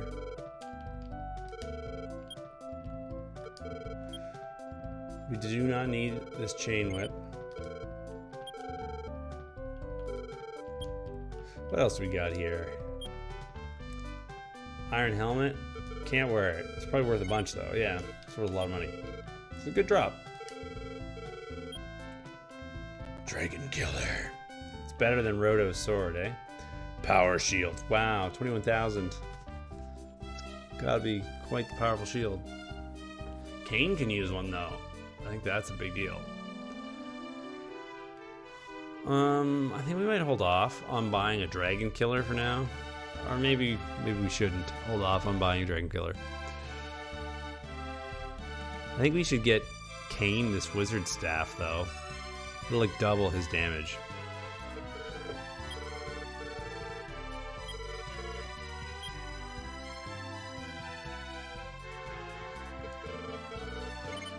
Kane apparently is not currently holding an item at all. I don't know how I did that. So I guess we're saving up for power shields at this point. That's cool. I don't mind doing that.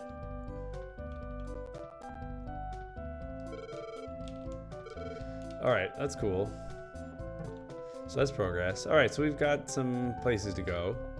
We've got some plot points to investigate. Visiting this town was very fruitful. If nothing else, but just to be told about where to head next, right? Oh yeah, for sure, yeah. No, not a problem. Feel free to lurk. Feel free to chime in. Anything works. Ooh, a basilisk. So I'm curious about what this item effect in battle will be.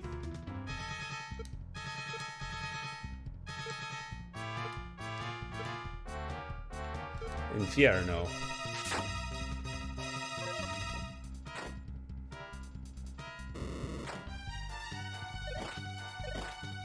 Wow. This is a dangerous place.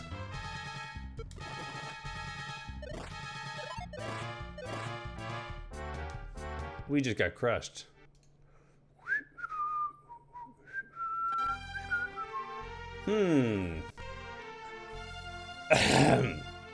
Okay, well, glad to have learned that lesson in that I just wanted to simulate what would happen if the party got destroyed. Yeah, exactly. That wasn't the real game.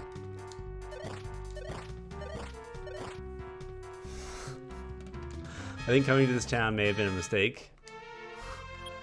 Kind of getting that vibe. Wow. Okay, we're getting trashed. We're getting Dragon Quest obliterated.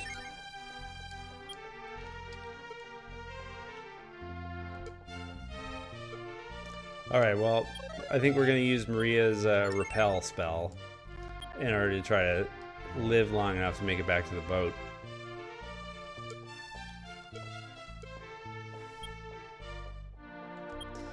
Jeez, I'm really glad that we simulated what the party getting murdered would be like, so that we don't have to deal with that directly, because that would be really a big setback.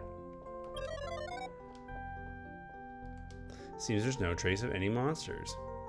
It'd be handy to be able to use repel in Ring Fit. That would be cool. Hopefully we can take this one guy on.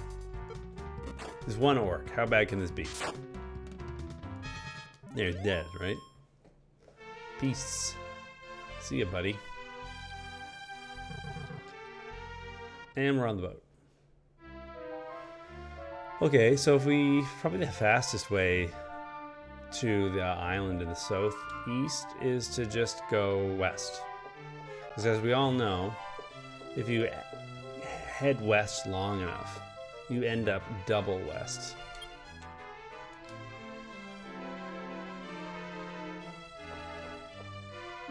Look at Twitch suffering to encode all these different blues. Good times.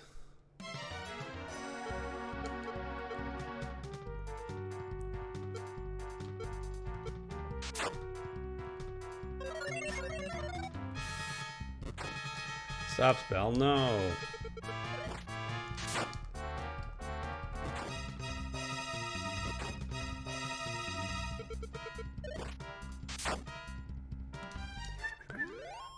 All right, we made it.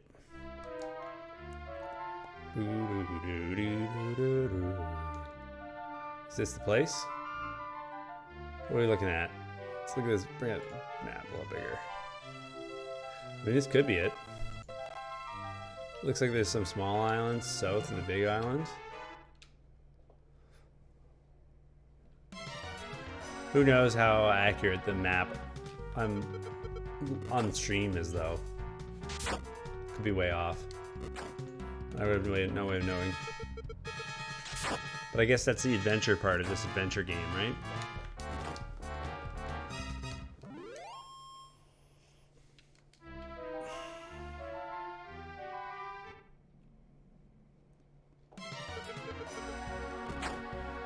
Hawkman.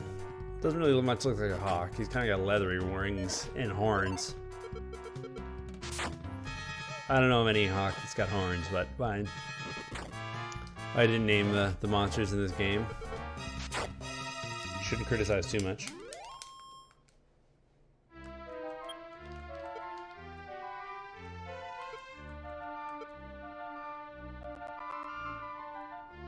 Hawk-like, man-like. Man-like Hawk Boy.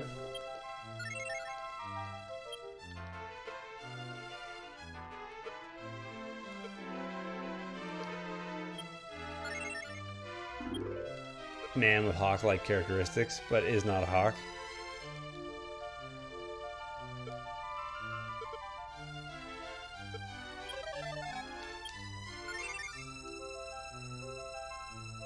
I think we're off the mark.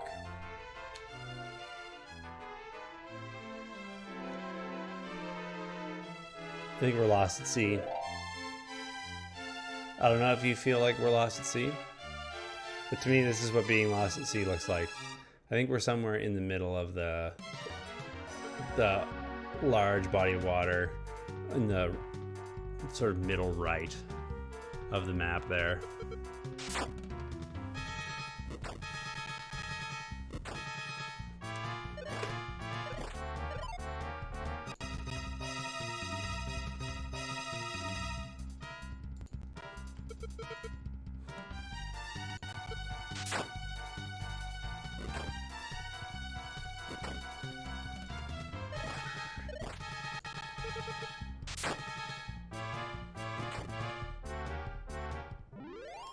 All right, we did it. Another successful battle at sea.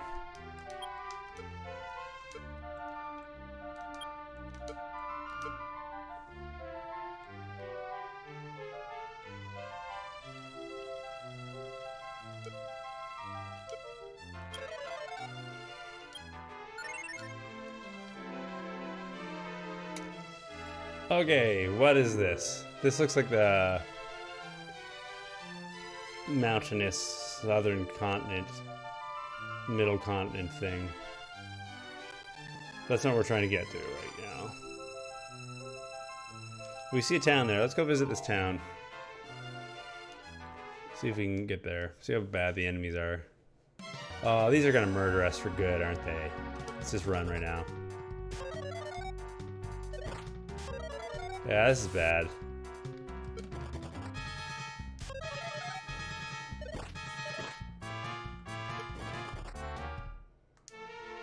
Escape. Get back on the boat. Run for your lives.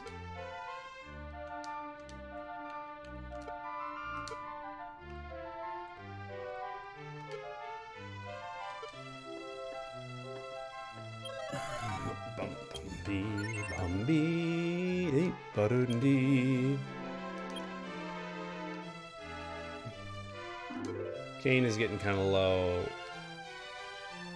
on MP. Actually, not that bad, but I just don't want it to get critical.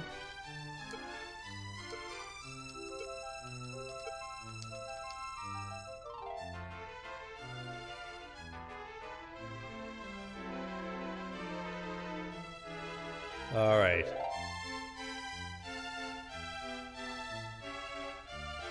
So if the map is any indication, if we follow this, we should make our way to the island that we're looking for.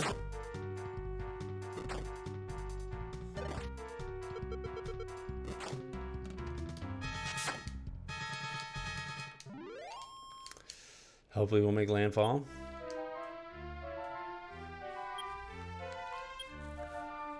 Don't know why I did that. What's this? Oh, there's a little thing down here. Saw land at the very top right of the screen. Go visit that. Ooh, teleportals.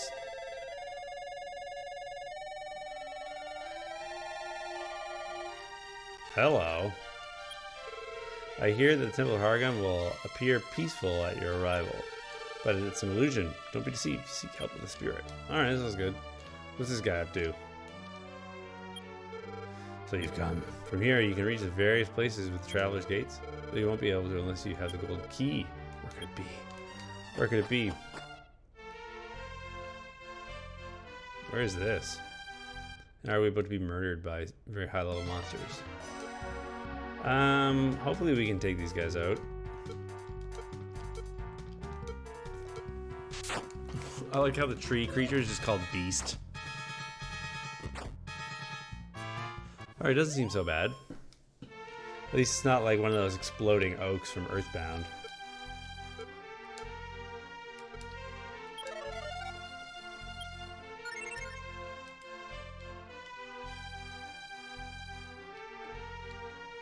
So we're in a little like lake here.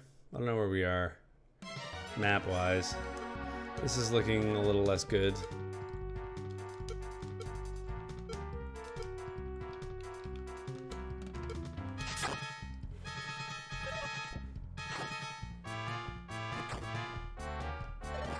Maybe we're on that. No, I don't know where we are. I'm not even gonna guess. Could be anywhere. We went through a magic teleporter and it just spat us out, right?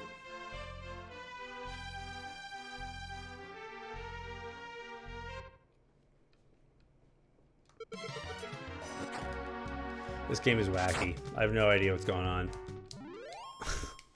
Not in a bad way. But the game is very, very, very willing to just let you be lost. Which is kind of cool. It's kind of cool, actually.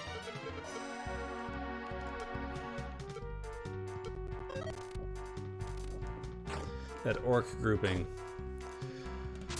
Yeah, I guess they don't like being set on fire. That's fair. I'll admit to having the same weakness. Dude, Berman friend? Alright, bro, dude. I've got to get some stuff done. Sounds good, Bill. Thanks for stopping by. Appreciate it. Appreciate it as always. Have fun with your... Oh, now I recognize where we are, I think. You too, you too. Only the best.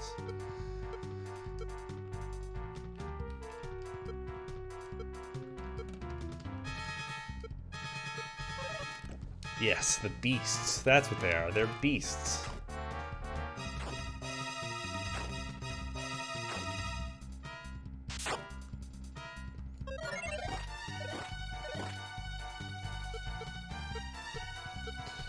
Infierno.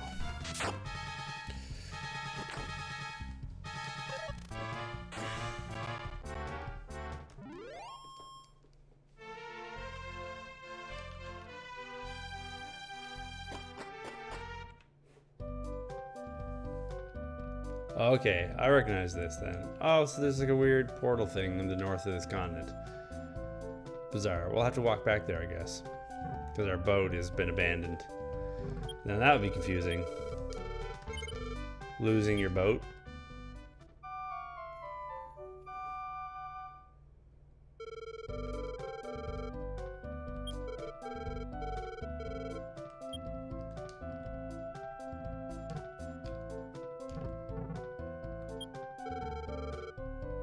Interesting. So I think this is the thing that Juki worried or warned me about, is not saving at this inn. So we're gonna save in state 0 here, in hopes that I didn't somehow screw this up and ruin my save file. Because he said that would be possible. Maybe I'll have to investigate the bug a little more before I get ruined. Alright, well now what's his face is sick. What do we do? We've lost our bud. Do we just leave him? We can't just leave him. He's sick.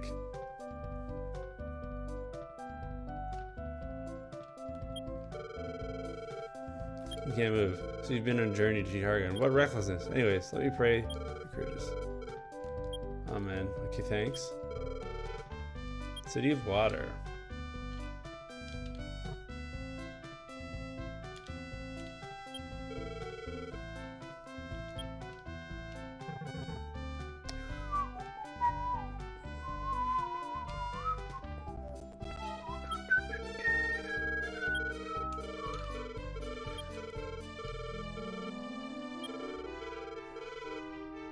Leave of the World Tree? Oh, okay. So I guess that's what we're doing now. We gotta go back to where we were just trying to go to in order to figure this out. I'm gonna look up just some details about this bug, because I'm actually a little worried I may have triggered it, just because the name of this town is different than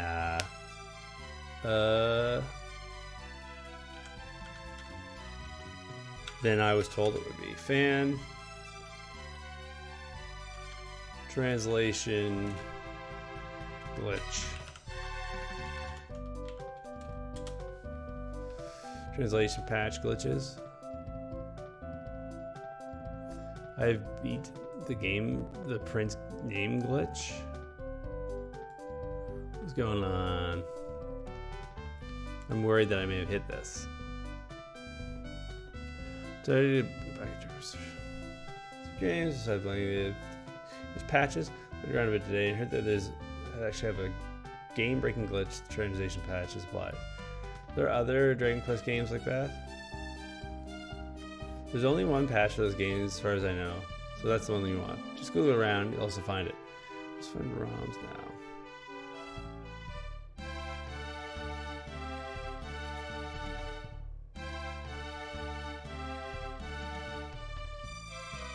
Interesting. Don't visit the inn in Varan. The game-breaking glitch where the dialogue goes into an endless loop. Either don't stay at the inn, unpatch the game for that portion, or don't sleep there if you have been in Hargan's castle. The game bug patching the list.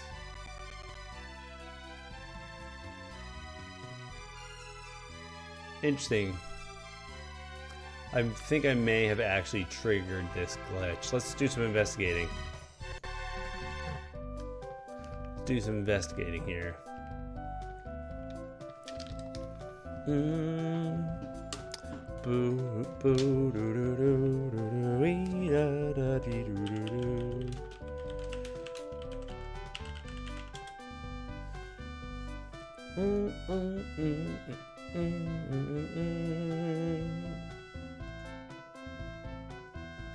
Let's see. Let's do some reading.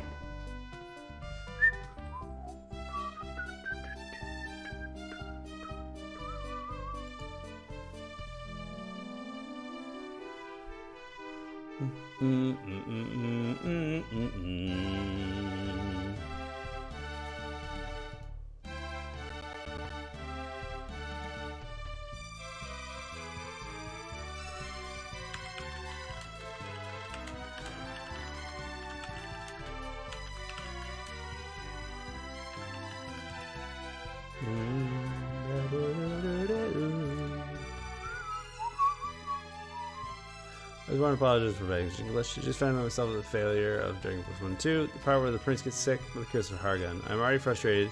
We want to start the game from the beginning. Searching these forums, I thought there was only one option to remove the translation patch of the game. Later, I went to the page where these tips and codes. I saw the problem originates in the name of Roland. And what I did was save the game with the prince, who is in the same city. When the prince is sick, I restarted the game, and so to be able to rename the princess and the prince. First change the name of the princess in the ROM that I'm saying. It's called Linda. It's called Rolando. I changed the name to the princess, the name of Show and the prince to Pop. First we'll change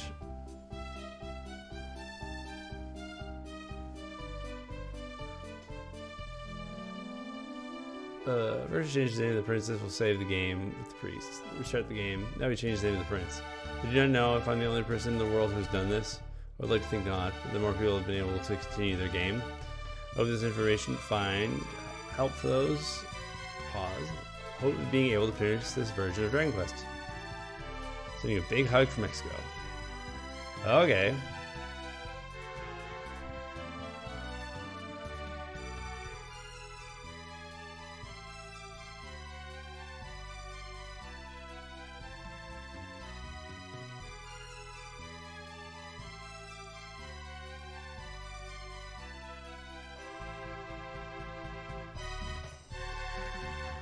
All right, well, let's try it. Let's see if we can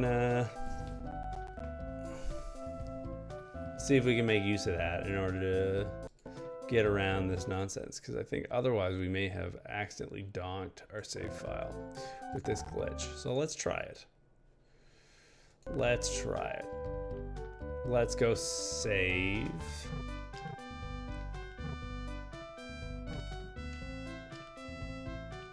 Or is it you're not supposed to save here after he's sick?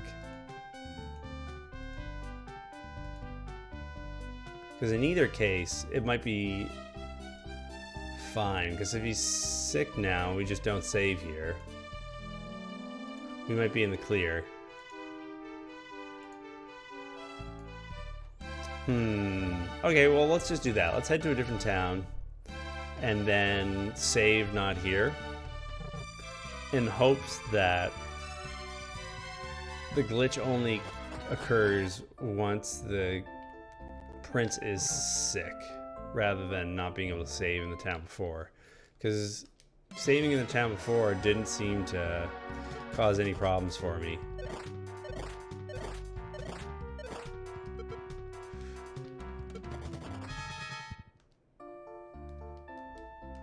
So let's try to make that work.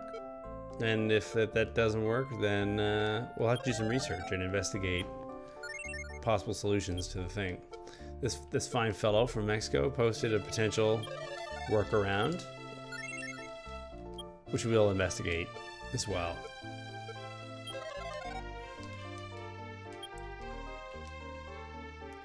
In pursuit of not losing our save file. But now that I'm scratching my head and trying to remember what Dookie03 said, is I think it might not apply.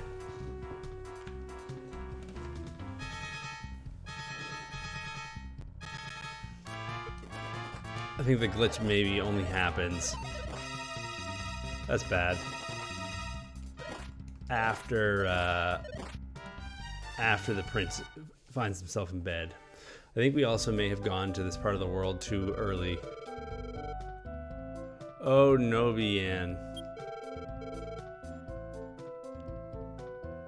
Interesting. That didn't look right.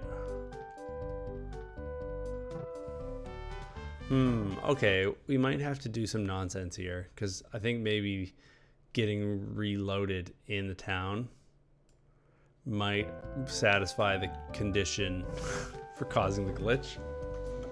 So we might have to do some nonsense to get around this, which is regrettable, but I guess this is what happens when you play fan translations, right? Is you have to deal with this kind of nonsense. But we will try to make do.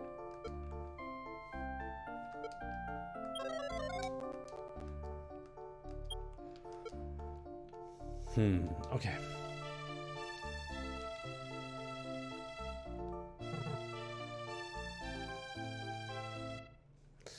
The rappel isn't working too good.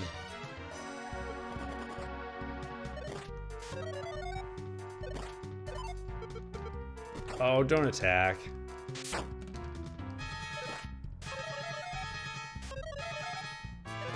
That's too bad.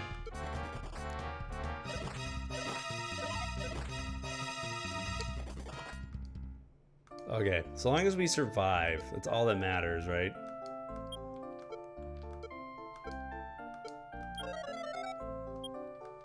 Because we can always just give ourselves more MP.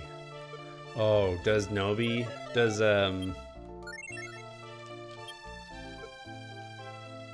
Maria doesn't have the prayer ring. Alright, well, this is how it goes. This is what we're gonna have to do in order to try to make sure we don't lose our game file. We're gonna have to do some save state scumming.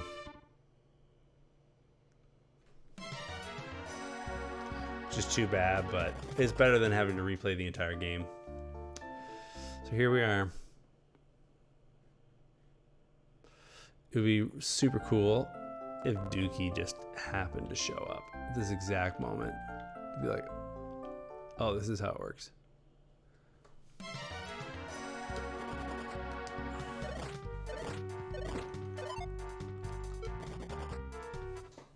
Okay, okay. We ran away. Save state. This is so cheap. Oh well. Oh well. It beats the alternative.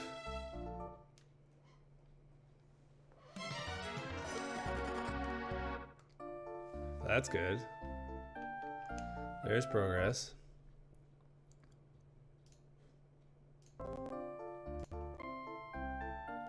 Almost there.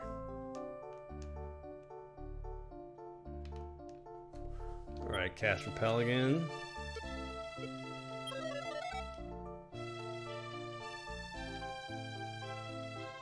It's a harrowing journey.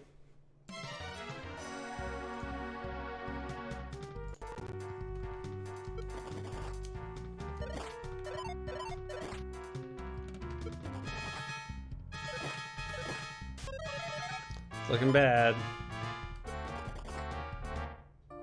Okay, okay. We might just make it.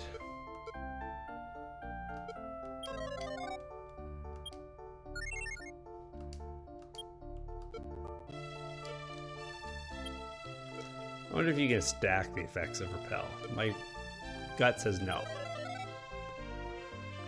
My gut says no. Alrighty. We're almost there. We can get out of here.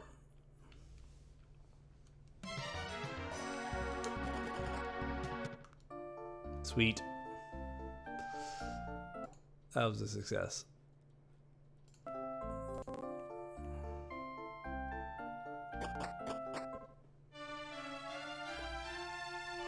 I think I went through the center one.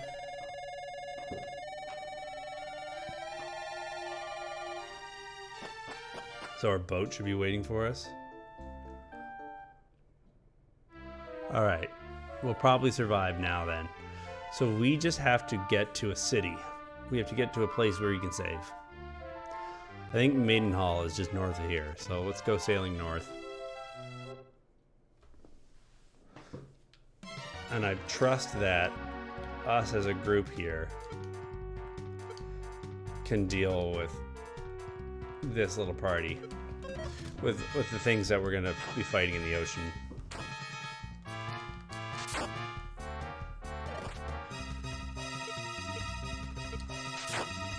This game is not pulling any punches, eh? Between the glitches and doing stuff like taking people out of your party, killing them, knocking them down with illnesses and stuff. The gloves are off.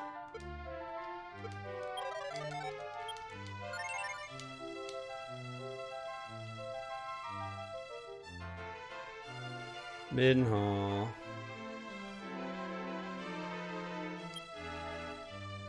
We're probably fine for now. Repel just seems to lower the encounter rate, not to get rid of encounters.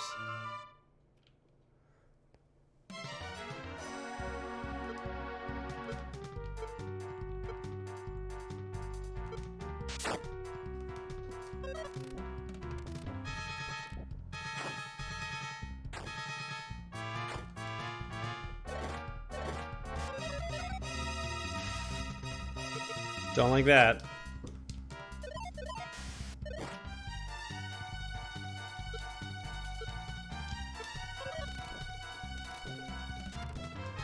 Hopefully we can get out of this scenario. Feels pretty precarious. I'm gonna be quite honest.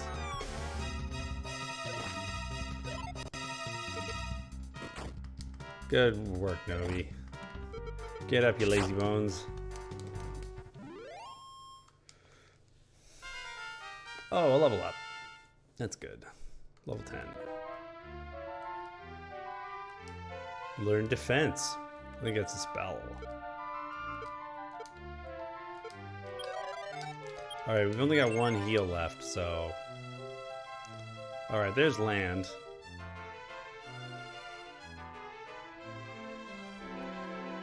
Where is Middenhall?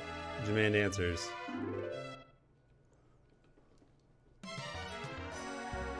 See if we can run. Alright, well, we gotta fight now.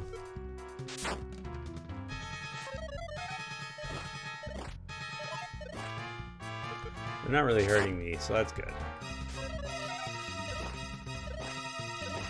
Slowly have to take them out one by one. Everyone is asleep.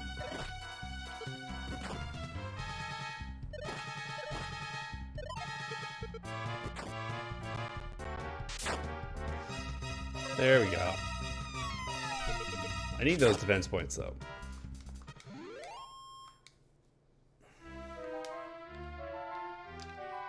What is this? Where are we? I think we're by Middenhall, which should be down around here if I am reckoning correctly.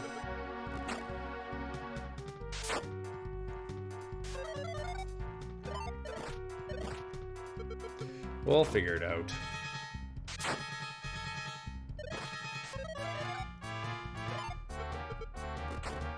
Good work, Maria.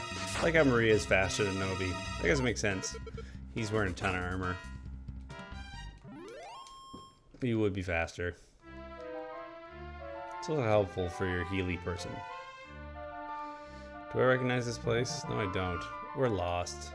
Oh, okay. So this is that island in the bottom right.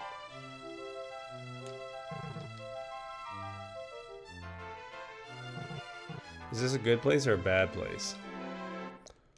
Let's try. Okay. This doesn't look like what we're looking for.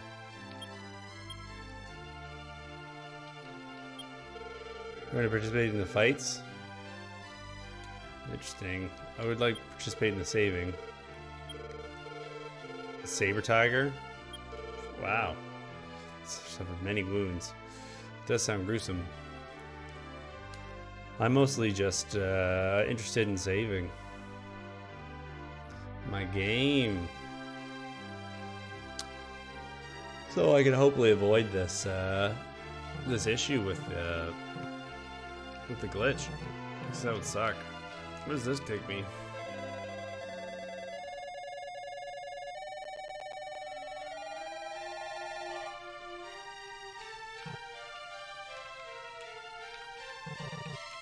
Interesting. Interesting. I don't know what's happening. I'm thoroughly confused.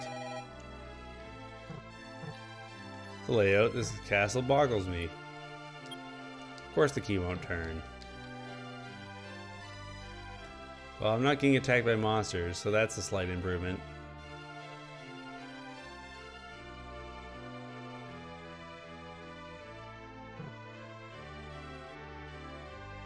Can we go through here? Oh, there's a king with saber tiger. Alright, let's go save at the inn. And save. Do I have to talk to the king to save, or what? It's an expensive inn, but, you know, worth this really swanky kingdom with fights to the death, so that's something.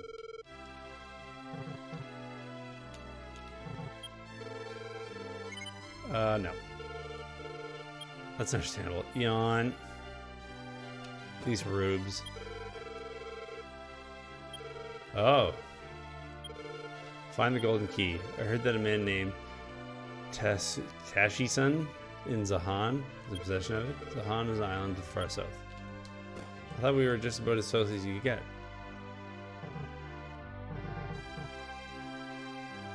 That's interesting.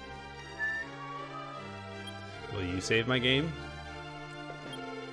Castle, Town, Cave, Tower, Monolith. Play the flute in those places. Castle, Town, Cave, Tower, Monolith. Blow the flute. If you're in the place there where there's a quest, the echo will return. Interesting. Interesting. So I have a lot of exploring to do. Please let me save. Dirkondal Castle.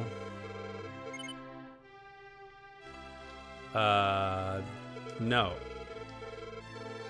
Alright, well, I still feel like we're on the ropes here, so I'm going to do a save state in hopes that if I beat up the stupid tiger, the dude will let me save.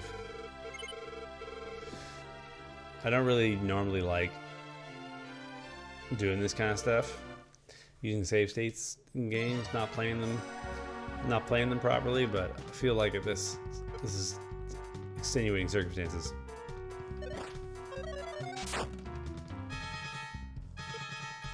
The tiger does hit hard.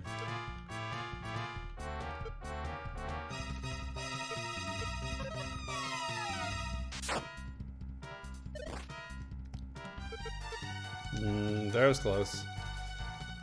I guess I should turn the turbo off.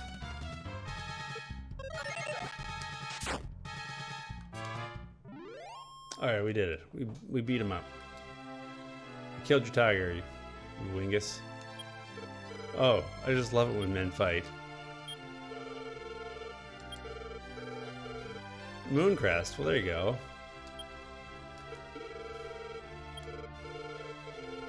My name's not Nobi Yane. It's supposed to be Nobi. We're gonna save in a different file just to be sure.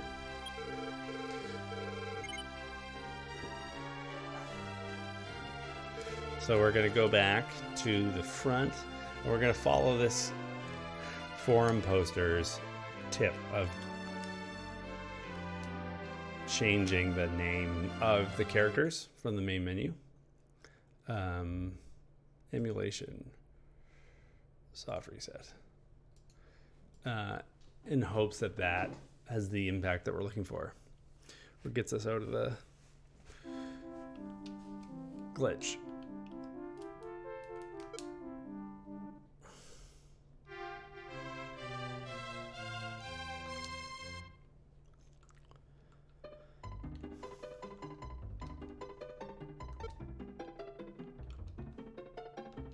So what does this fellow say? How does this work?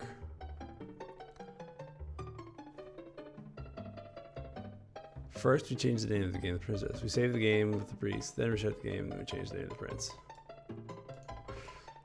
Restarted the game and able to rename the princess. First, change the name of the princess. In the ROM line play, I named. How do you change the name?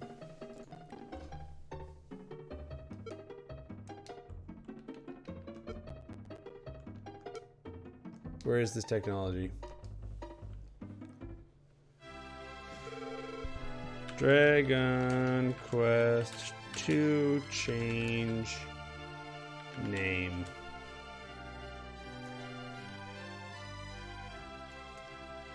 Not Dragon Quest Builders 2, just Dragon Quest 2.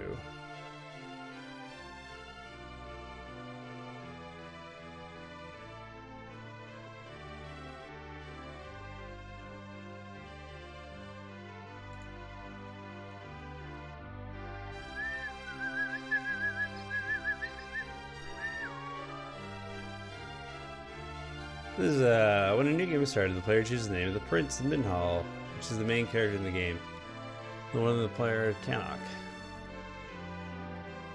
The names they have will depend upon the name of the player chooses for the Prince Minhall. The suffix simply explains how those other two names are calculated based on the name of the prince.